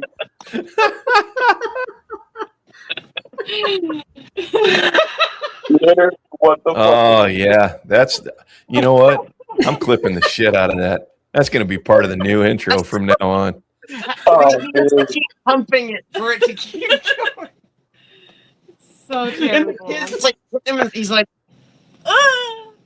And the one kid We'd like to thank you all. We'd like to thank you all for stopping by this evening for our quality content. For the last on the episode. Outlaw channel. For the last episode of the Unfiltered Outlaws channel on YouTube. This channel is taken down for. Find them over on Rumble and Kick from now on. Yeah. Tomorrow will probably be filtered. Rage. And they stuck their tongues out. They knew exactly what they were doing. Oh, We'll be rage. filtered and on probation. Leave it to the Australian. No, they stuck their tongues out. They knew what they were getting into. Or Mattel. It's not our fault. I'm surprised Oh, yeah. Harvey I mean, Weinstein wasn't they in that stuck their commercial. tongues out and started rubbing it in their shirt like a bad porn movie. You know? Unfinished Outlaws. See, kids, toys were more fun in the 90s. The Oozinator by Harvey Weinstein. That is some wild shit, bro. I'm surprised you guys had Wow. never seen that. I remember We watching. probably blocked that out of our I'm memory. glad I never. I Wait, remember watching it on TV, being like, and I turned to my brother, and he was like, "Did that happen?" I'm like, "That wasn't." Like, did we both? Like, what the fuck? Like, is that real? did we And he just was see like, what? I think so. I'm like, Rewind the DVR on that. I'm not sure that just happened. yeah, like, this is the 90s, so unless you were VHS recording it, you were just like, well, let's watch Batman the Animated Series again tomorrow and see if it pops up again. And then it did, and you're like, get the fuck out of here. They're like eating off on one another. That's what it looks like. Mhm. Old man Hatfield's looking for it on Nickelodeon. Nope, they scanned it. It was not on Nickelodeon, no. Good Lord. Yeah, that I think of the sexually suggestive toy commercials, like Mr. Bucket talking about putting balls in his mouth and shit. It's like Yeah. the Oozinator was the word. Or, play with your ball sack. Remember the ball sack? Do not taunt Happy Fun Ball Sack. Happy Fun Ball, right. This is as close in real life as we got to Happy Fun Ball as we're ever going to get. Right. Happy Fun Ball might accelerate to dangerous speeds. Do not taunt Happy Fun Ball. Do not taunt Happy Fun Ball. Did you find the Spider-Man cup? I did not. There's so much stuff over there, but I can't find anything that's specifically the cup that we're looking for. Thank God, because I wonder if that's a popcorn after that bucket. fucking Oozinator commercial, I'm damaged. Well, the Spider-Man cup is what happens after the Oozinator. Oh my God, no, thank you. I thought a cigarette was what happened after the Oozinator, but apparently I was mistaken. I have it. I just need to pop in here. Oh, here it's of course. Beastman finds her. And of course. That. What? What's her face? No, that's not it. Old man Hatfield's cracking me up, finding some weird porno right now. My night could go either way. It looks like a cum margarita. Welcome to one of our streams, old man Hatfield. If I'm looking at the thing I think it is, it looks like a cum margarita glass. Welcome Yes, to the that's probably Uncensored it. Outlaws. Yeah. Welcome to our last show on our second channel. We'll be taken down tomorrow. So we'll see you on Rumble and Kick. Is there cum on the Third popcorn channel. bucket? Oh, Yeah. no. Well, Yeah, there's cum on the popcorn bucket too. Oh, wow. the lid. Oh my God. It's the lid. It's a Yeah, the match lid. set. Yeah. Well, the lid looks like when you put the lid on it, it looks like it's overflowing with cum and it's starting to drip down the side. And Spider-Man's like hung off the edge of the. Come. Wow. You said hung. Hung off. All right, email that bad boy over. Let's see it. We got to show it to the people. It's like EFAP in reverse. You know what? And John Ambler's sitting there going, "Yep, this is why I come on this stream." Yeah, send it to Oh me. my God! All right, There it is. now. There it is. Holy shit! I love that Rachel Zegler's picture is over there on the right, and then you got home on 3PO's channel going, ew, making the face. Zegler's got that longing look. She's got that 1,000 cock stare on her face. Yeah, that just. Old Man Hatfield says, "I'm listening to 5 young adults have a weird conversations." Oh yeah. Oh, he called us young adults. Thank you. Oh, God bless you, old man Hatfield. I made it, John Ambler Lord. says, "Come one, come all."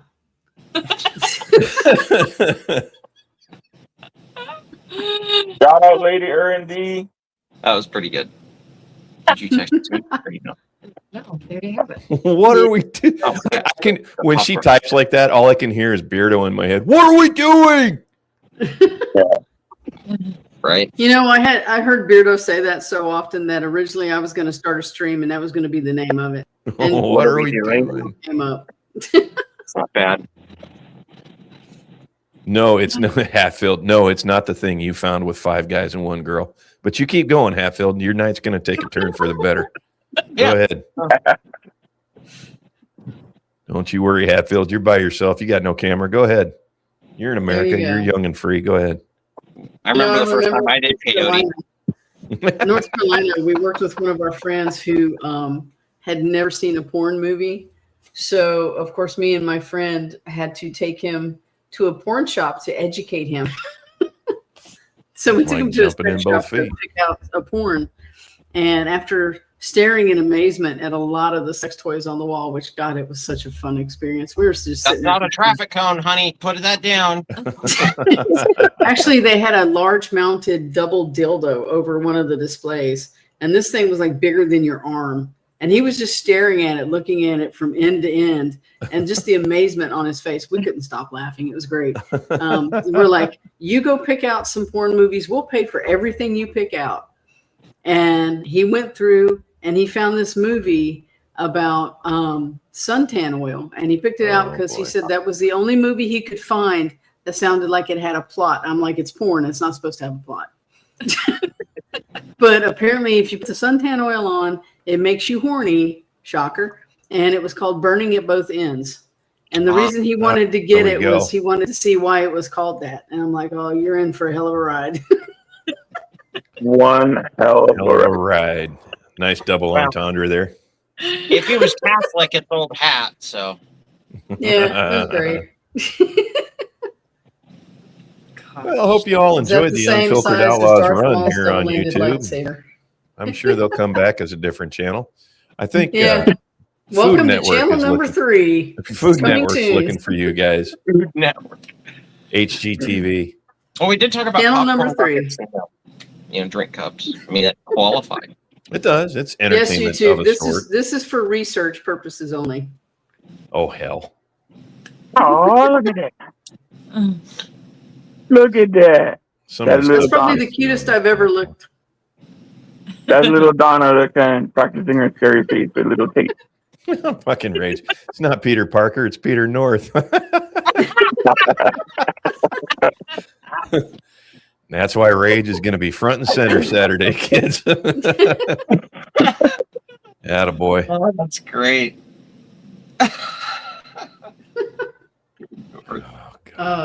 So of course we had to show such a wholesome picture while we're talking about different types of porn. Way to go. Yeah. Yeah. So channel number 3 will probably be set up next week after they take this one down tomorrow. So we'll keep y'all posted. This will be our the kind of profile picture there. There you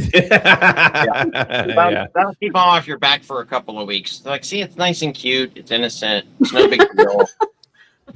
Yeah. See, Just don't we've click on changed. it. God only knows what happens after that. Yeah, the time this demon got summoned, and then somebody was fucking a popcorn bucket, and then there was cum everywhere, and there was kids involved in the cum, and blah blah blah. You're like, geez. Exactly. See? I don't know where this went wrong. I don't know how it went wrong. I'm sorry I was a part of this. We started talking about Always death was wrong. and went. I know. downhill from- Everything we went downhill from death.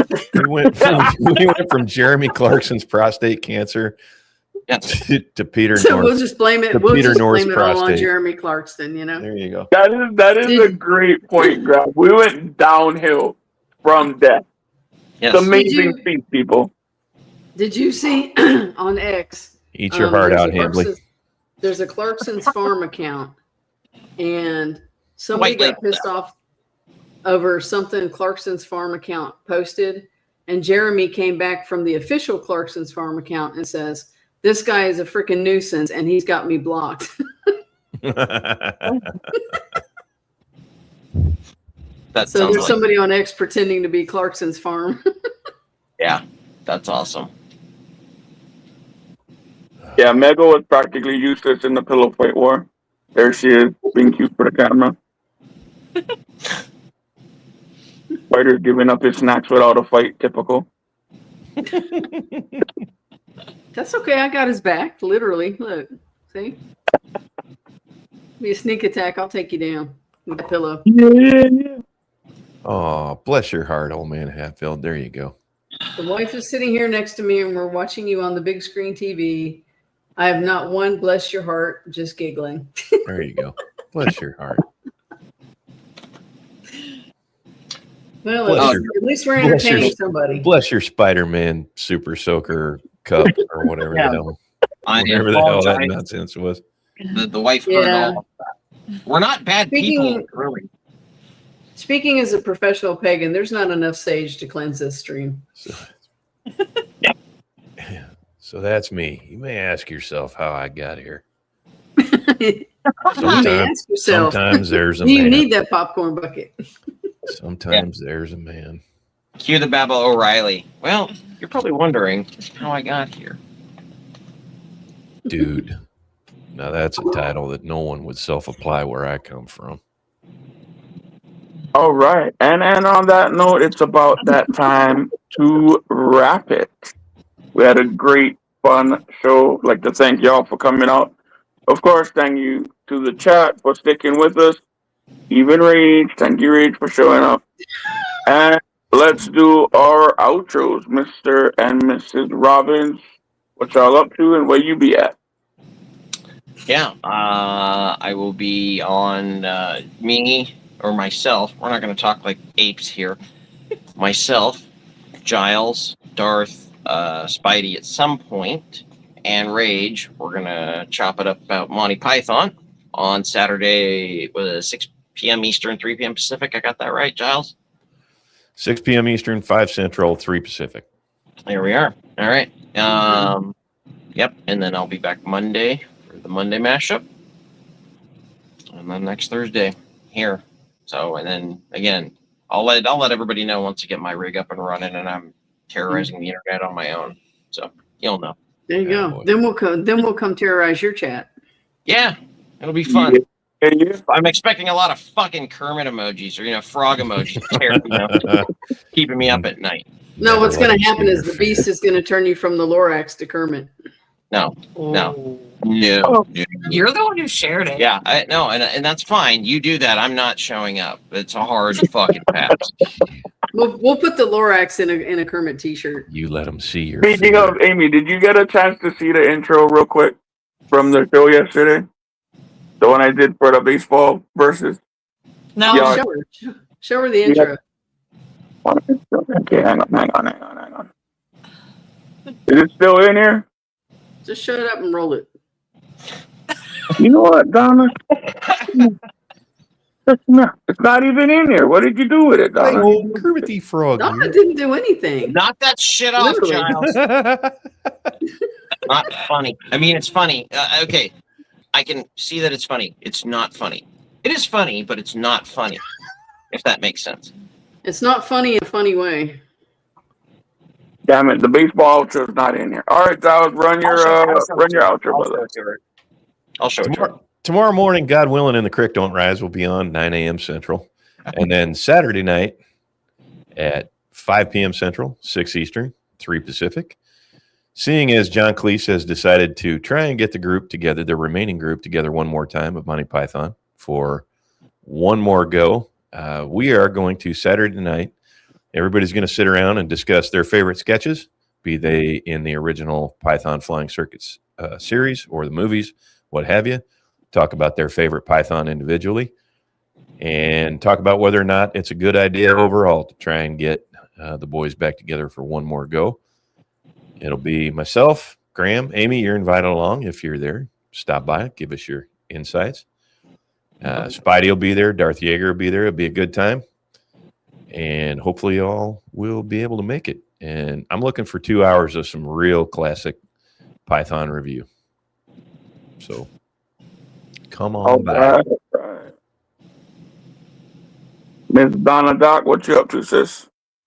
Oh, well, come Sunday, we have a really, and that was not on the previous subject. I was just gonna say, poor choice of words.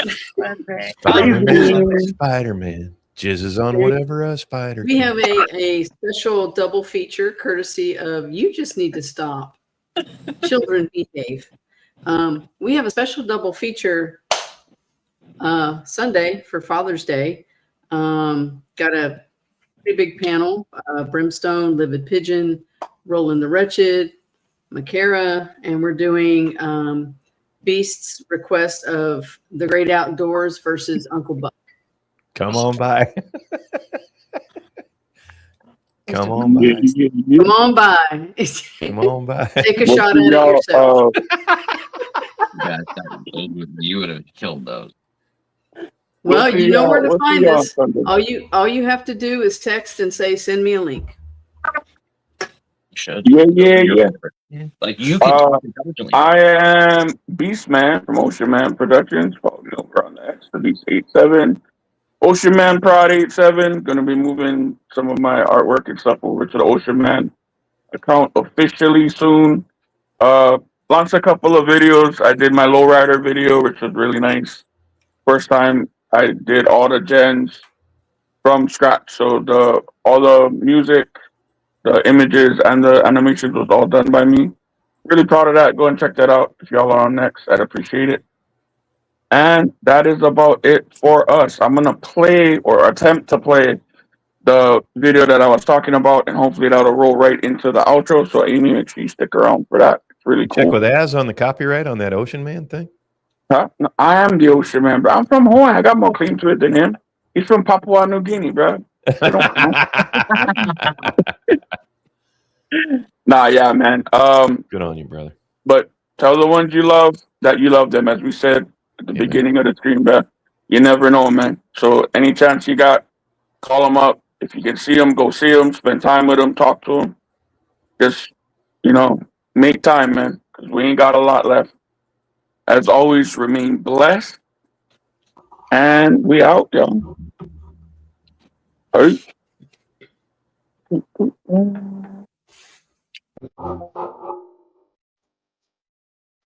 Yeah, just